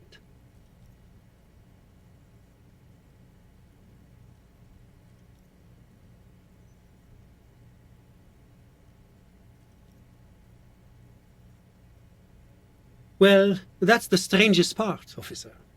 Nothing happened. It was oddly quiet for a public lynching. Eventually, their shouts died down, and that was all. There were no gunshots, no celebratory shouts, no anything.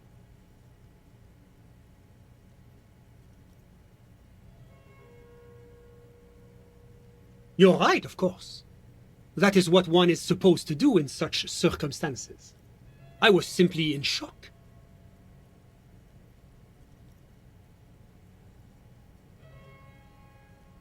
I'm afraid I don't have anything else to add.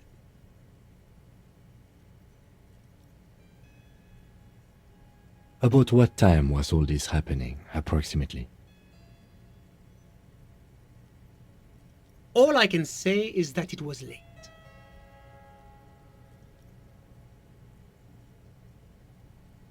No, I didn't see the corpse until the following day.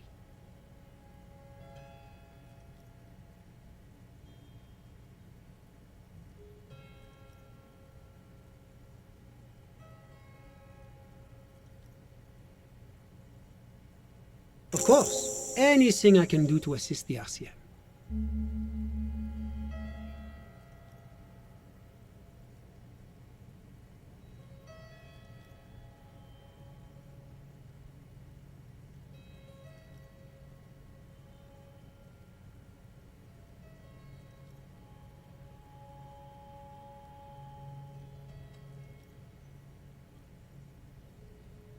The coalition is only looking out for the price stability.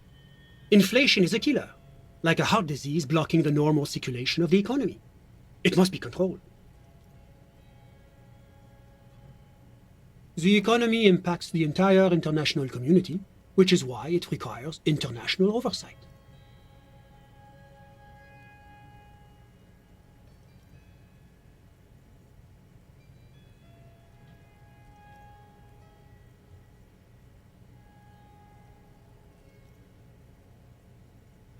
Well, I'm renovating it. It is an interesting project. The building used to be a 12-story skyscraper before the cannons took the top 4 stories off. This, of course, happened when the coalition forces landed here. You could say I'm undoing some of the material damage the international community caused when we arrived here.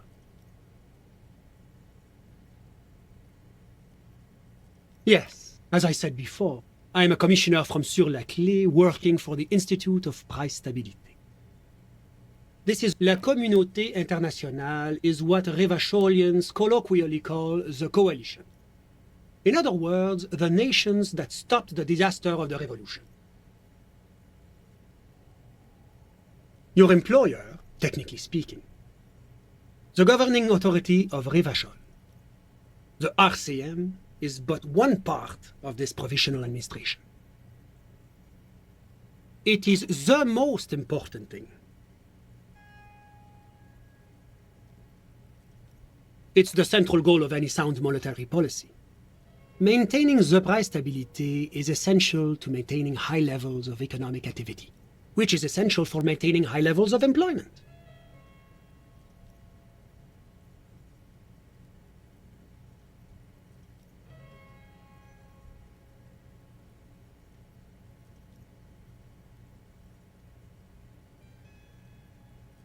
Which is essential for maintaining the social stability.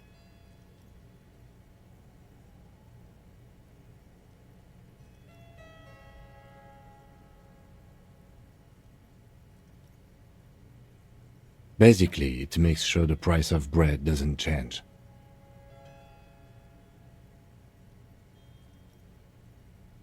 Précisément. Too much inflation, bread becomes too expensive. Too much deflation, it becomes too cheap for bakers to produce. That's why the Institute of Price Stability works to keep inflation just below 2%.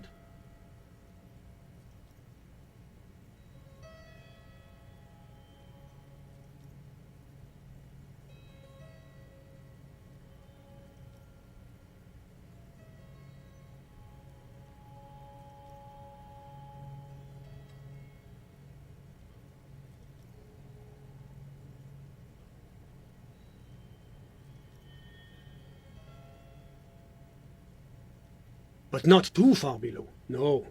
Too below is also bad. Below, but close to 2%. The coalition believes in the importance of informing the public about the benefits of the price stability. Transparency is one of our principles. Would you like an informational pamphlet? A sound monetary policy is essential for addressing uncertainty. Stability is the raison d'être of the moral intern. It's the reason why I identify as a moralist. But oh, I don't have my leaflets on me today. That's too bad. You can always call our information line. Making information available is part of the moral intern's commitment to transparency.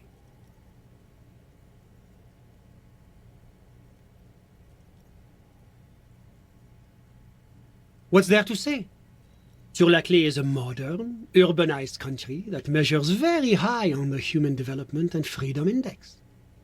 Mostly, though, it's known as the executive heart of EPIS. Moreover, it is a great sponsor of less emerged countries. Revachol is only one of its many darlings whose progress it supports and cherishes. Because a great percentage of Revachol's culture hails from Sur-la-Clé, its language, its people, its cuisine even, or at least in the downtown La Delta area. Jamrock and other parts of the international zone have been mercifully spared of Sur-la-Clé's love for meatballs and mashed potatoes. It's the International Organization for Moralists. Hence, Moralist International. The Institute of Price Stability is just one of its many mind babies, as is the Coalition. Doing one's job doesn't automatically make one anyone's bitch. Besides, there are more nefarious powers to work for than the moral intern. But of course. Because moralists believe in a normal, stable world governed by democratic values.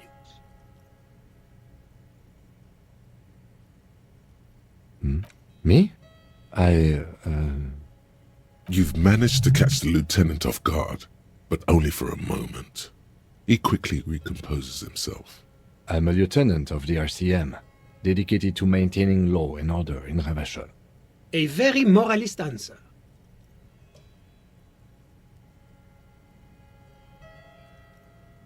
Martinez? No. Martinez is something else. Ravachol is generally difficult. It's led by an interim government, which means it hasn't yet achieved full democracy. But they are working towards it. You're all doing very well here, relatively speaking.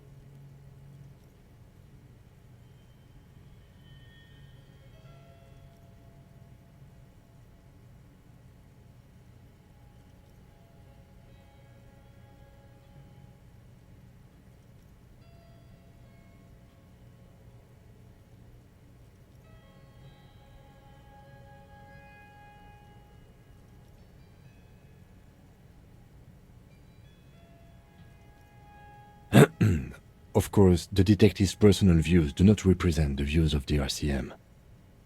Ah, my friend. But the lesson of the revolution is that communism does not work.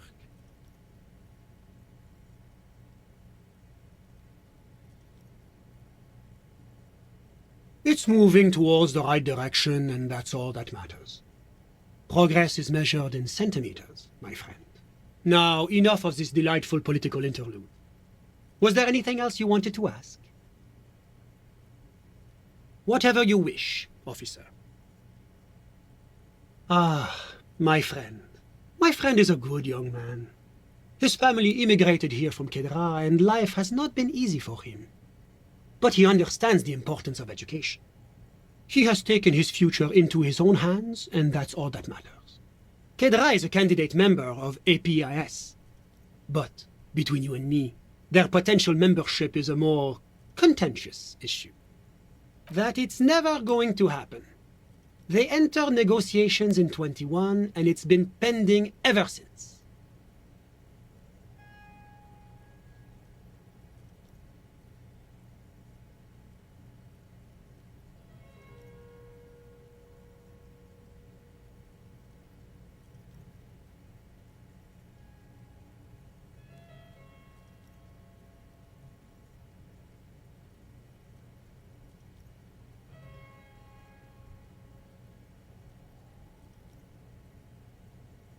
EPIS is a very special program developed by the Moral Intern to support certain Occidental nations. It began as a unified system of weights and measures, which proved to be a wild success. Nothing but kilograms and centimeters as far as the eye can see. God, yes. Sweet standardization. The backbone of rationality and commerce. It was such a wild success that we expanded it into an economic union for the processing of steel. Another success. And between you and me, the Moral Intern feels emboldened by this success. Emboldened to take EPIS to the next level.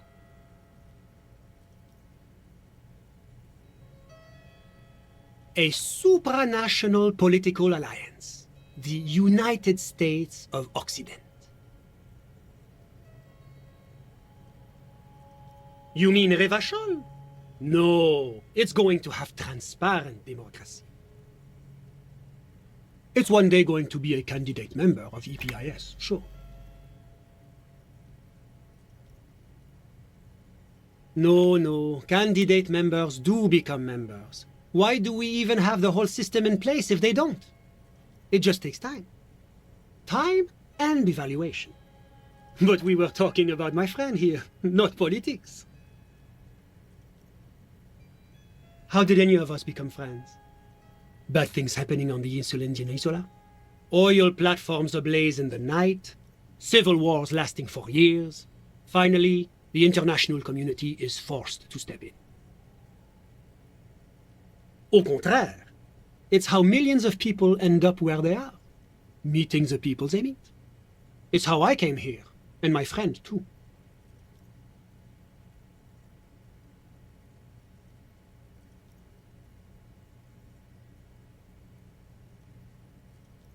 Sorry, who?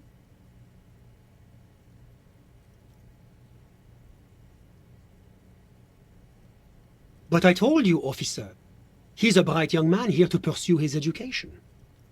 Education is the foundation of our future, especially the arts. It is a cornerstone of our civilization. Officer, you have to understand. I can't give you his personal information. I'm sure you have your own methods and databases, right? Please don't put me in this situation. He's deeply enmeshed in the study of the fine arts, yes. He's a truly free spirit. He likes all the arts. Perhaps graphic design, printmaking, who knows? The world is open wide for a talented youth like him. I'm just enjoying the view.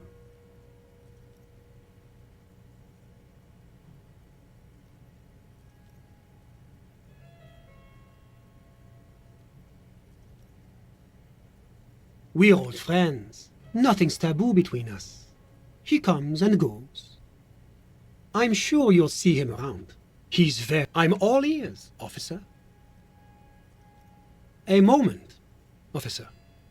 Do you have everything you need from me? I'm afraid we won't have the chance to speak again once you leave.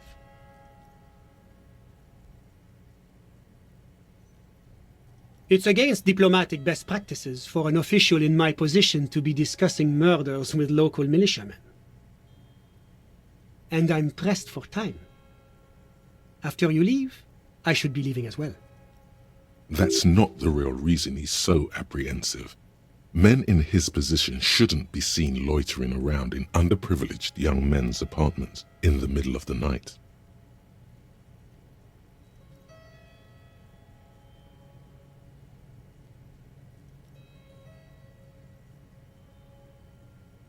Sure, go ahead.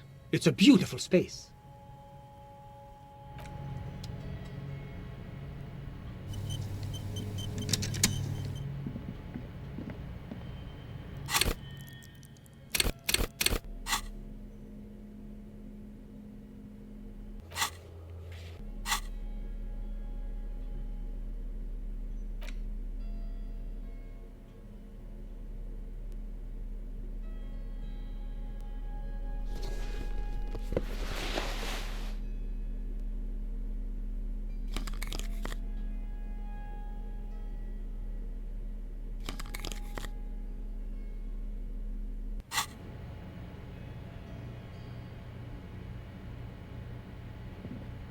You have acquired the hat.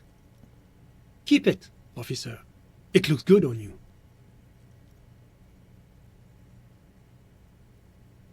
Of course.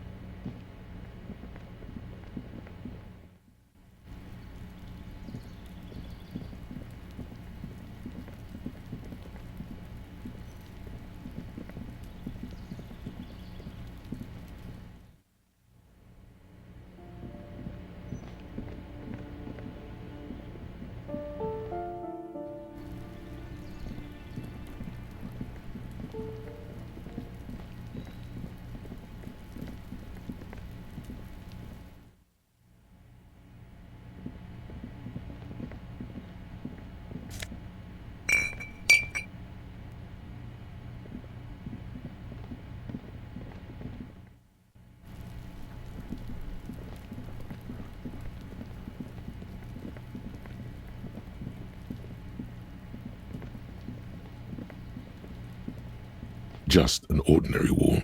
Nothing to see here.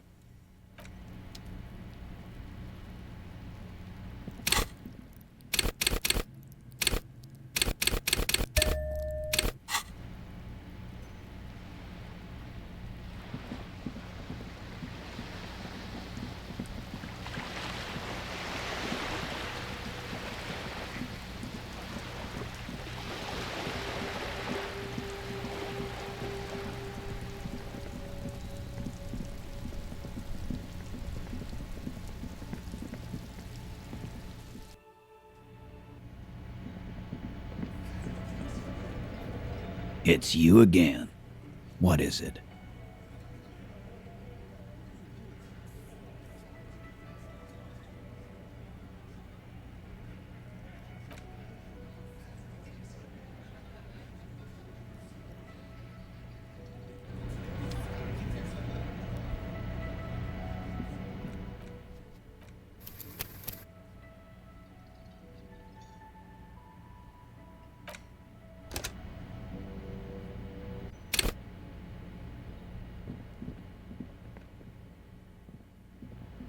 Was there anything else?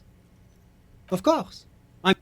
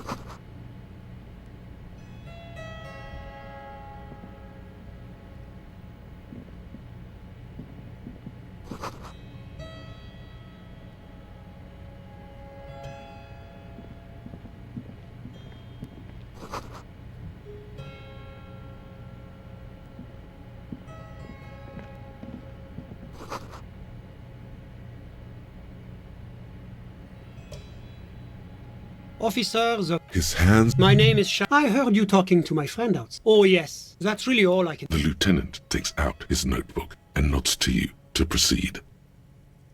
I'm sorry to say I did, Officer, What do you mean? it was just so strange. I was on the balcony that's when I understood. Sounds like the victim was unconscious, or at... I couldn't tell you exactly. The lieutenant sends you a sharp look. I went back in... Yes. Were you able to see anything from inside? Officer, the yard was pitch black. All men, I presume. I believe they were mostly white. Well, that's the... Eventually, their shouts died down, and that was all.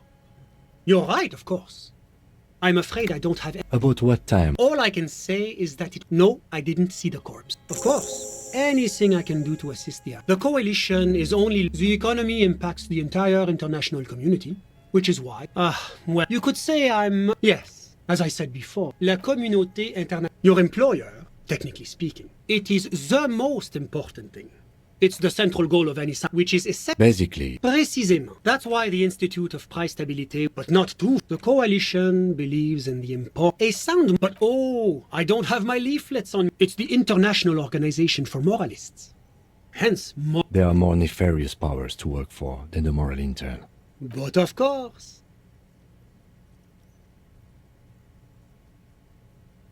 Well, do you value freedom? Me? You've managed... I'm a lieutenant. A very moralist answer. Martinez, Rivachol is but they are working towards it. You're all doing very well here, relatively speaking. My friend. But the lesson of it's moving towards the right direction. Now, enough of this delightful political interlude. What's there to say? Moreover, it is a great sponsor of less because a great... Jamrock and other parts of the internationals... Whatever you wish, officer. My friend. Kedra is that it's never going to happen. EPIS is a very... God, yes. It was such a wild success that we expanded it into an economic union for the processing of steel. Another... Why, it stands for progress and stability, like the moral intern as a whole. It's been such a wild, extraordinary success thus far. A supranational political... You mean Revachol? No, it's one day going to be a No, but we were talking about my friend here, not politics. How did any of us become friends? Au contraire. It's how millions... Sorry, but I told you, officer. Officer, he's deeply in mech. He's a truly free spirit. I'm just enjoying the view. We're old friends. I'm sure you'll see him around. He's very active. I'm all ears, officer. My friend. What? I'm just enjoying the... Listen. A baby is crying in the neighboring apartment. No, listen. The Insulindian Bay. This place used to be, but the million real views stay. My friend comes and goes. I'm all ears, officer. A moment, officer. Do you have everything you need from me? It's against diplomatic... That's not the real reason he's so apprehensive. Men in his position... Of course.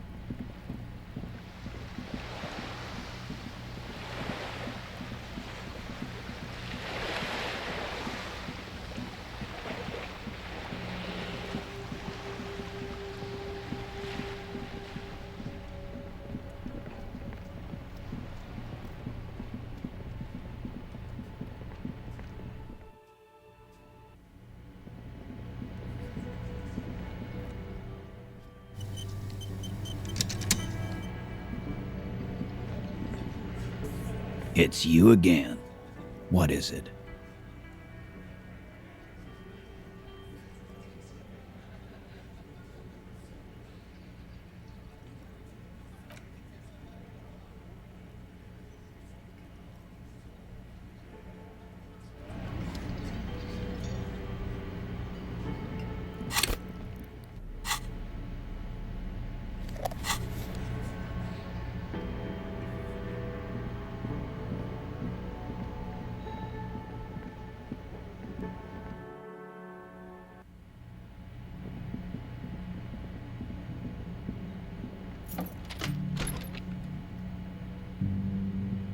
Yes?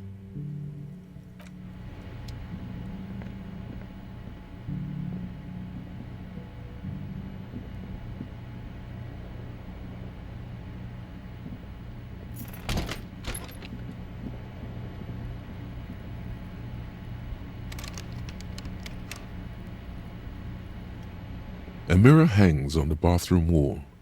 In it, your face, adorned with the expression.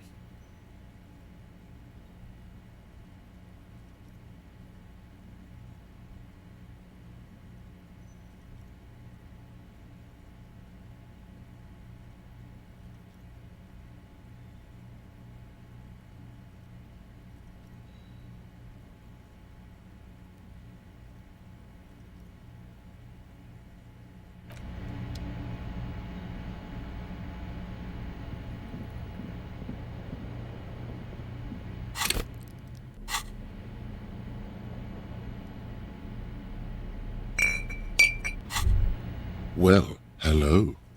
Someone seems to have found himself a... Oh no, you don't. Light reflects off the green glass of the Commodore Red. The gods have been generous. Better pop it open before they change their minds. Wow, the gods of mass production have made this alcohol container laughably easy to open. A child could have done it.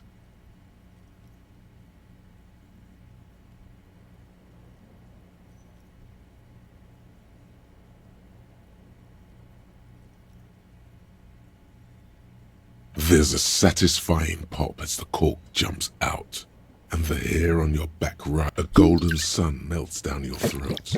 Its rays filling your nostrils with sunshine. Your stomach melts from it into a happy, gooey mess. So does your mind. All the bad things are melting. You're you again. A real cop. A real detective. Incredibly well done. In the bottom right corner of the screen, there's an alcohol button. Alcohol gives +1 to physique skills.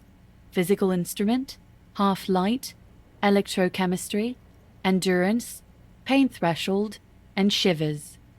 This is good before rolling a white check, but damages your morale. And remember,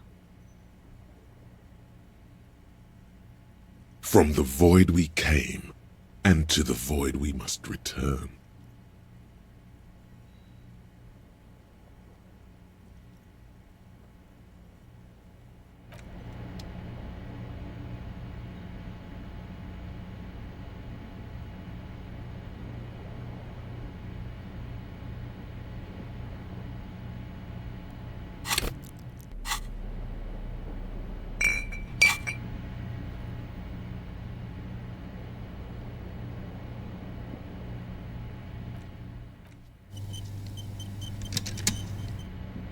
The bed is still cold from the broken window, and not too inviting. But it's yours. You've earned it.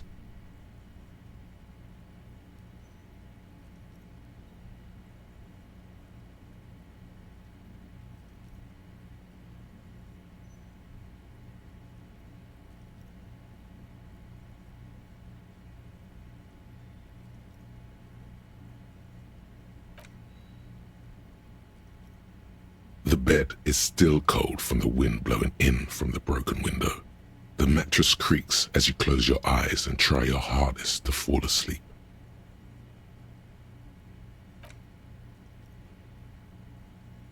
Here we are again, my broken bud. The waves are coming, carrying you away. But you can't go. No, you have to stay. Always half aware of yourself. You're not cooperating, brother man. It's your disgusting body. Even through your sleep you feel a vague discomfort suffusing it. Your belly and your sides are unpleasantly tender. You wish you could curl up into a fetal ball of safety. But you cannot, because of the pain. And there's a lot of it, ever present in your organs.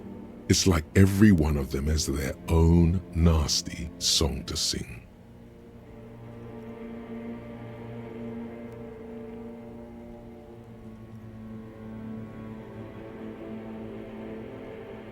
That pain in your right side is your enlarged liver, by the way. As for your kidneys, you've really been compounding the damage lately.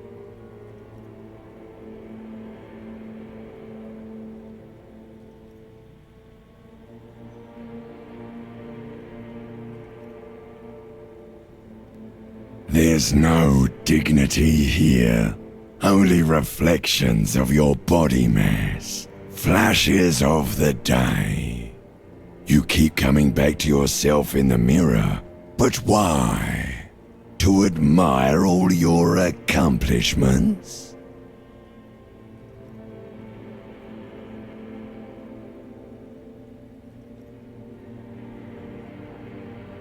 You're just stuck here, in the half-world. could try looking at other people. Really looking. But why would you want to start doing that?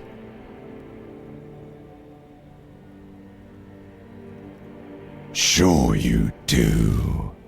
They're all so friendly, aren't they? People are beautiful, statuesque, parodies and tragedies of themselves. A great democracy of creatures. What do you think you're doing right now? Coming to some greater awareness? Look at all these lights, blinking in and out of existence. Thoughts!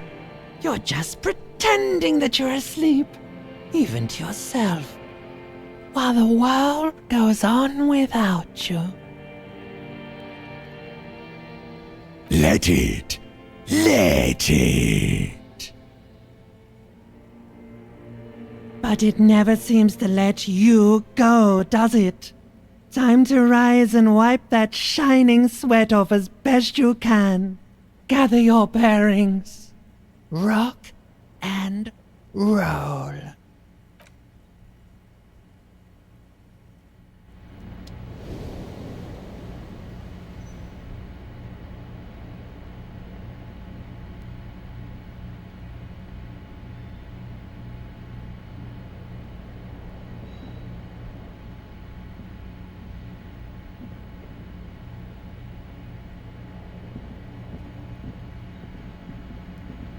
A mirror hangs on the bathroom wall.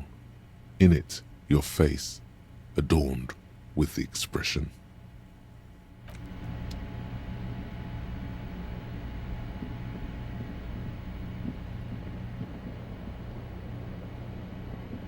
The window stands broken in its frame. Cold wind blows in. The shards face outward. Whatever broke this window came from a fine web of scarring covers the back of your right hand, but none of it is recent. More likely a projectile than a held object. There are no fragments on the floor. It is too large for a bullet, yet too small for a The shoe, congratulations. You smashed the window with your own shoe. Pretty much. But hey, at least you found your shoe. Not that it will keep you warm at night. Brr.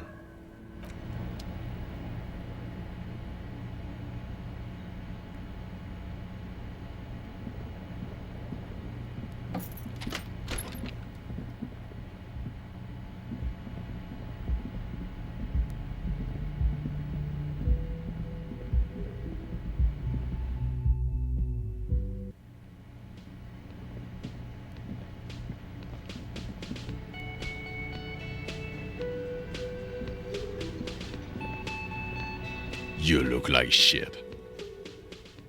And I don't mean that as a metaphor.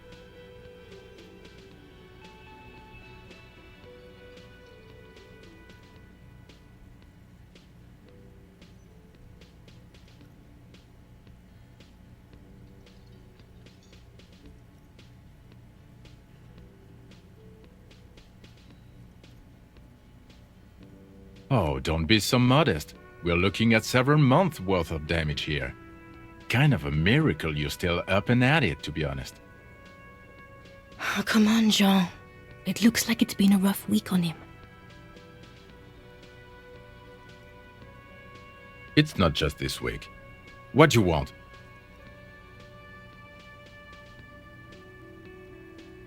Okay, so this guy is cool. He stands there like a statue, an angry statue, and he does not like you.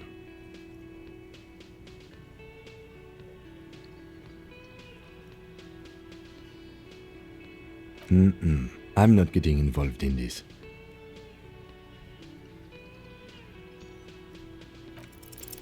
There's something that binds you to him. Some kind of an outfit, maybe. A uniform. Yes, nurses. Why not?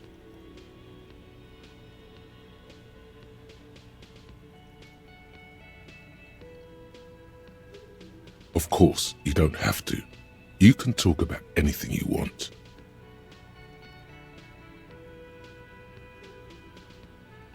About what? You don't look like a cop. You know what you look like?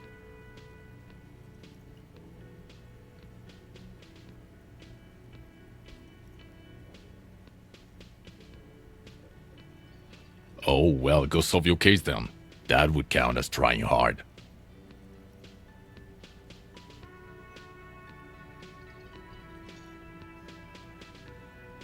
Watch out for yourself, loser.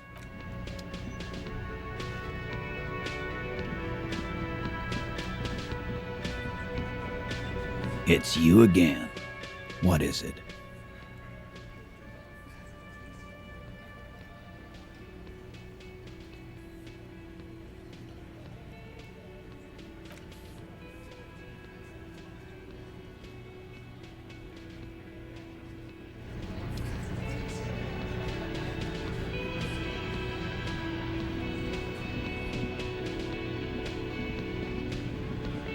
Hi, gendarme. Another rendezvous.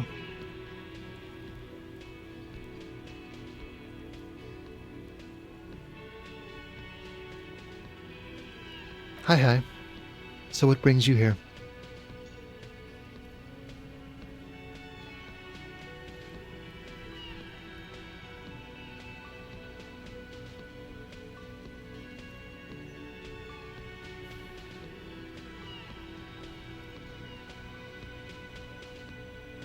Oh yes, let's see. He knocked on my door a few days after the lynching. I think he was going through the entire building, asking questions.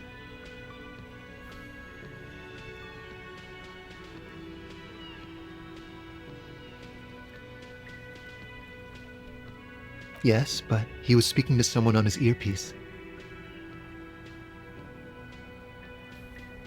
Yes, you know those tiny speaker microphones that fancy security guards sometimes wear.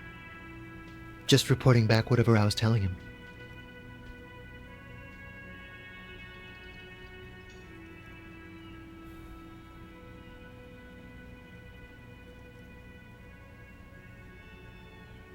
Nothing.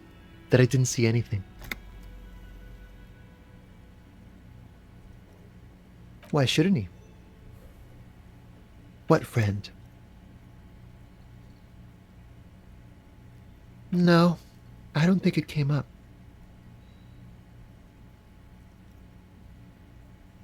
Muscular, handsome, strong, like one of those military types.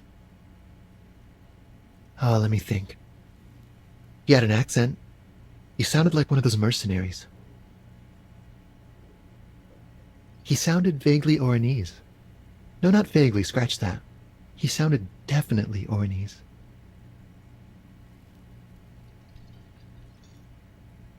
Sure. Anything else on your mind? You did? And how did you like him?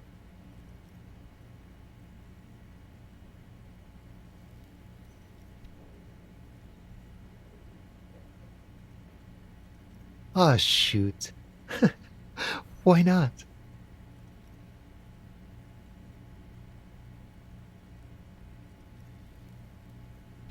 A visitor from the first world. He's not like you and me, gendarme.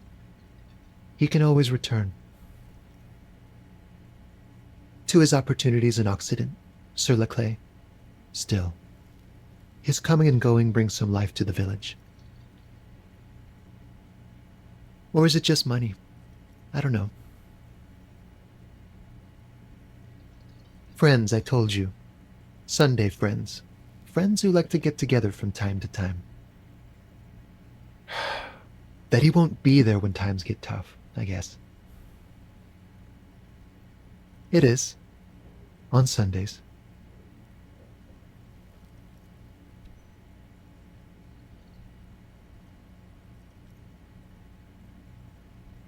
Hmm? What about me, gendarme? Admiring the atmosphere. What about you, officer?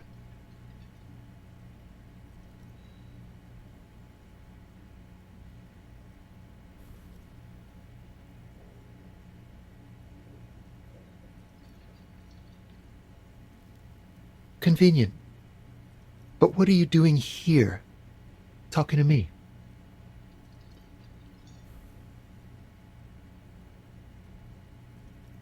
Bye-bye, gendarme.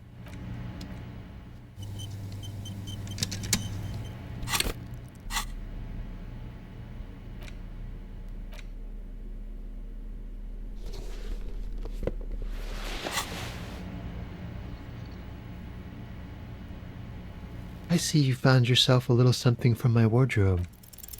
It's the sports. He's a sports guy, all about that physical prowess and athletic skill. Nothing else here. You can keep it. I don't mind. I can appreciate beauty when I see it.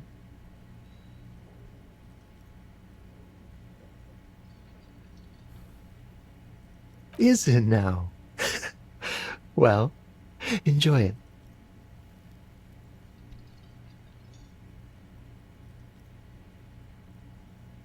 Bye-bye, gendarme.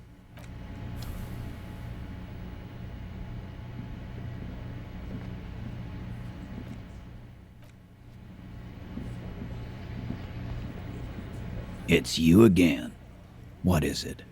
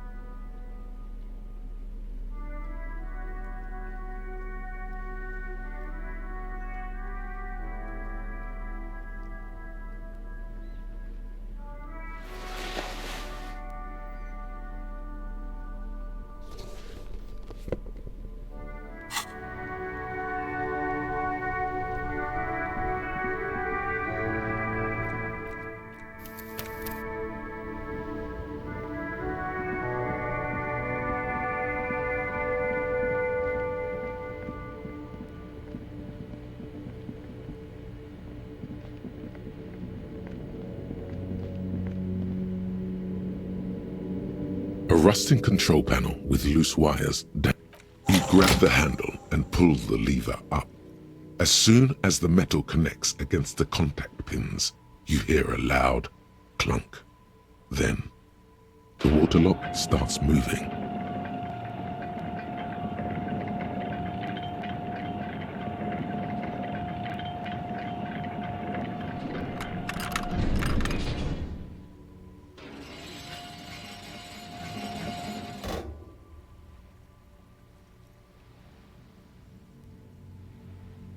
All right, we can go to the coast now. Expect rugged terrain and drunks. And if you wanted to forge that document for Evrard, now you can.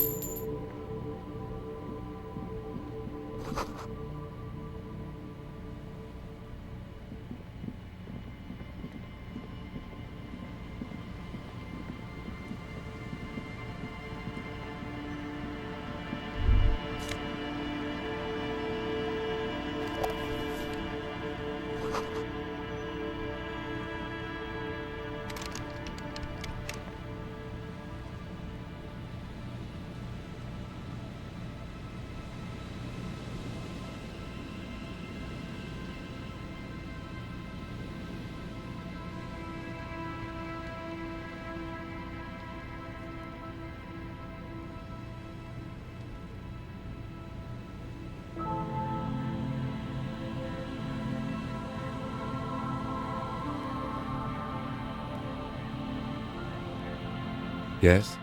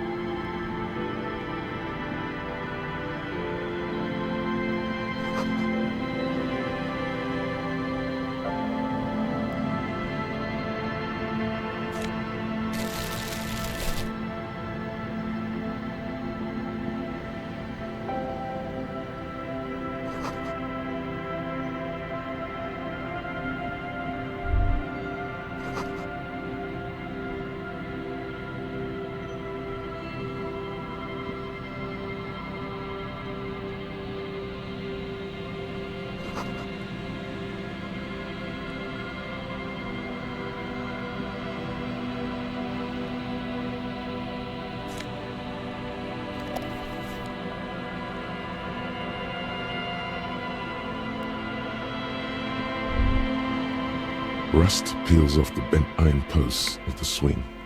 The wind whistles through the skeleton of the small house behind you. There's in this yard? Someone thought they could have a summer house in a bloc obscur, for cheap. It didn't work out. They abandoned it about a decade ago.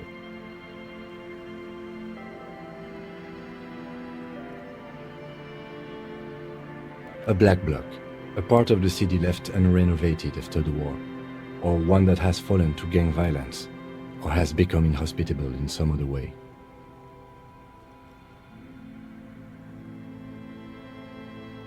Practically, it's not an official term in any way, but look around. No sewage, broken power lines, crime, drunks. Life is tough in the blocks. It's no place to build a summer house.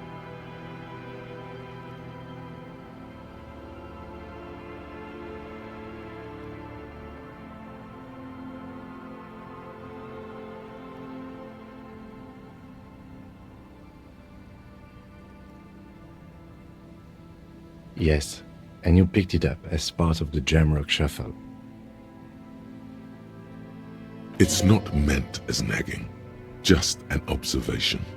We should move. I don't think we will solve the murder with forays into the urban hinterland, at least in this phase of the investigation.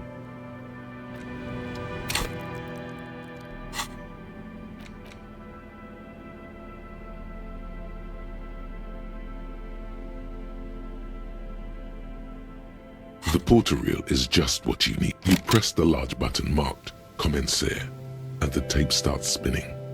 There's a small delay before the song starts playing. Then the organ starts playing a simple, melancholic tune echoing in the hallway. A lone singing voice joins in, telling you about the tiniest church in Cessons, surrounded by even tinier yard. You almost feel the seaside mist on your skin. It's mega sad. Within seconds you know this is the one, the real shit you've been looking for, the one you trust your room to. This one tells it like it is. This is your tune. A click, then silence for a bit.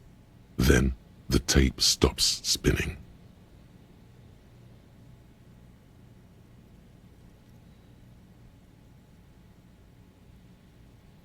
Of course you could sing this. You could take sad to a whole new level with this. And you already know the lyrics since you've listened to it like 1,000,000 times.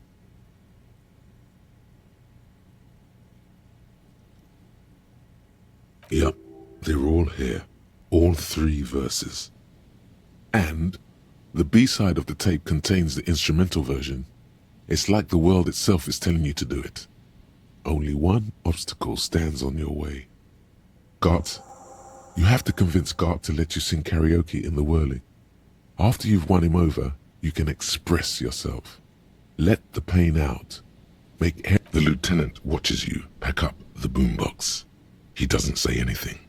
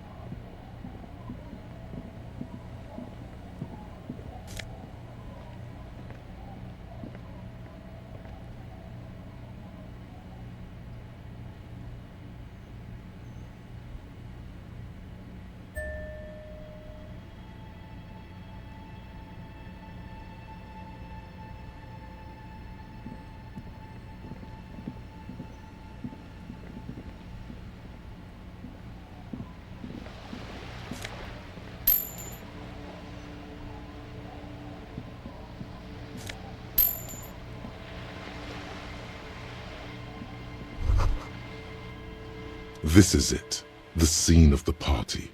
The fire pit, cigarettes, and empty bottles all evidence it.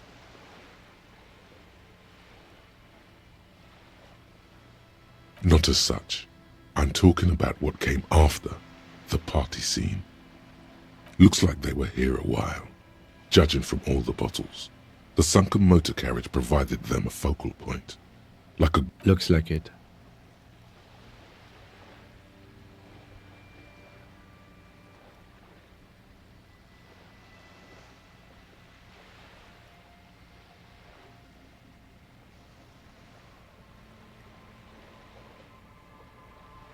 Not as such, no. Let's keep moving, detective.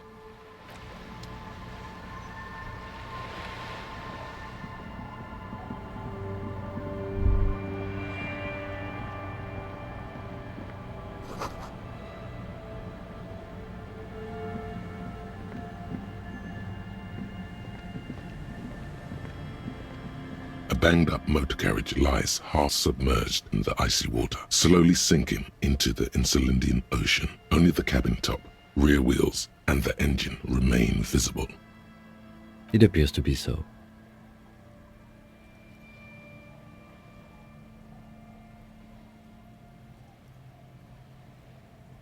I agree. We should definitely investigate. You get a sudden, sinking feeling. Stomach acid comes up as you look at the motor carriage in the deep, dark, cold water.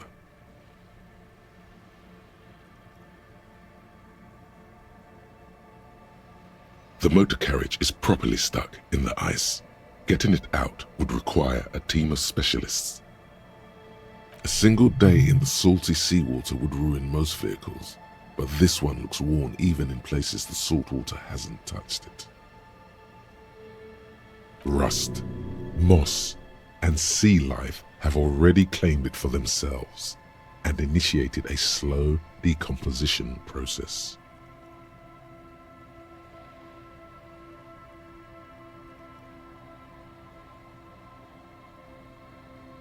The logo is too deep in the murky water. You can't make it out, but you do see a monkfish float by. The ice hasn't closed around the vehicle yet. My guess is it's been here since last Saturday or Sunday.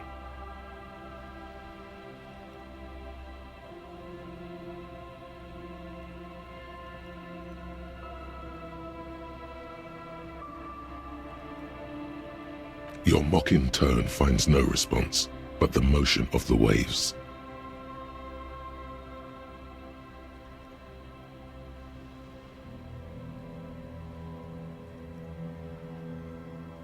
Yes, quite. Let's wait for the low tide and see what's inside. Great idea. Then we can get the things inside. The joyrider must have... I don't know. An hour or two, tops?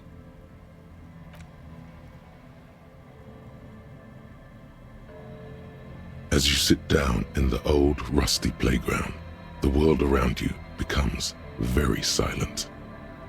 The hinges creak under your weight, dangerously so.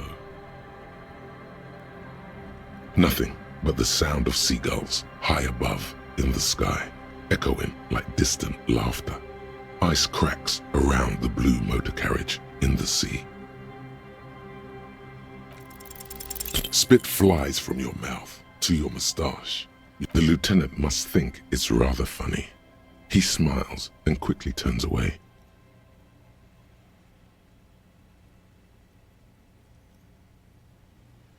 Just keep at it. It will come to you. With his lips puckered, the lieutenant lets out a beautiful melodic trill that puts even the insulindic thrush to shame. You hear the sound echo on the large body of water. Clouds race across the spring sky, and suddenly you just feel better about everything. The clouds pass in the sky, and the shadow of the swing moves like the hour hand on a timepiece. 30 minutes have passed. Looks like this might take a while. Time to present a good topic for discussion.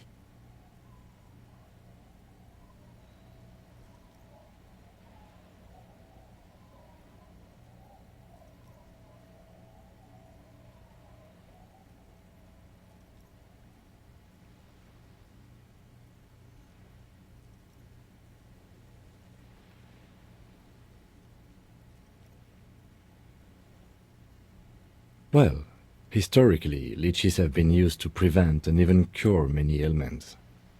Clouds on the horizon grow darker, and the shadow of the swing set keeps climbing. You hear the distant rumble of the city. 30 minutes pass.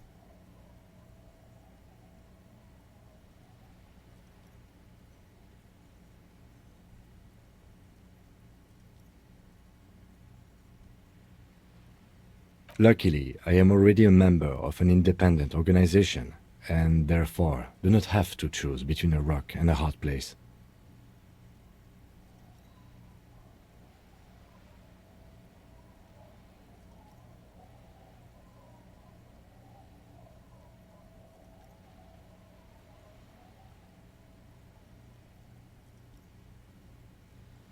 Your voice echoes on the water, strange and out of place in the environment. 30 more minutes pass.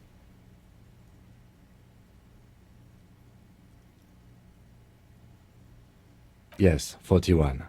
What do you think it stands for? Does he know something about the driver of this vehicle?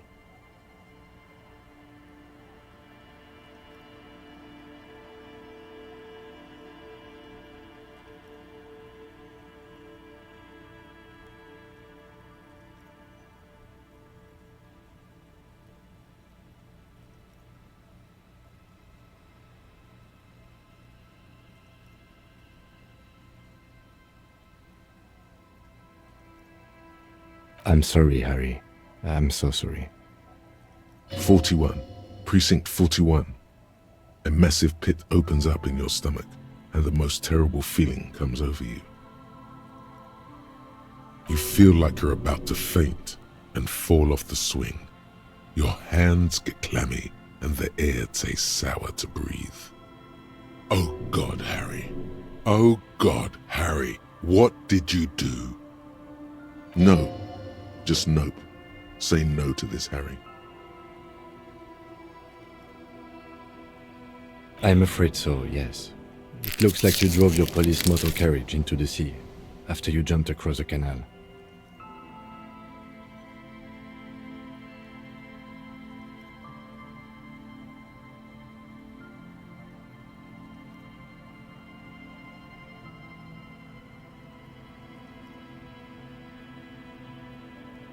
People are more valuable than machines. Training a police officer is even more costly. People, yes, but not you. Detective, we don't. A rescue operation really isn't viable at this point.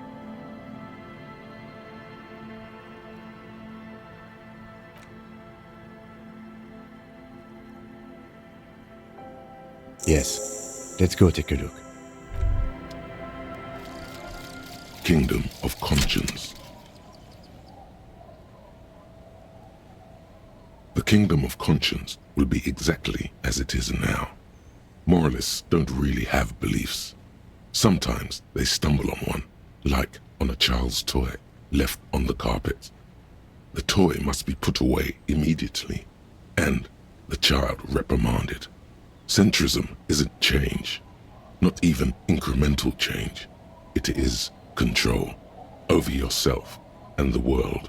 Exercise it. Look up at the sky, at the dark shapes of the coalition airships hanging there. Ask yourself, is there something sinister in moralism? And then answer, no. God is in his heaven. Everything is normal on earth.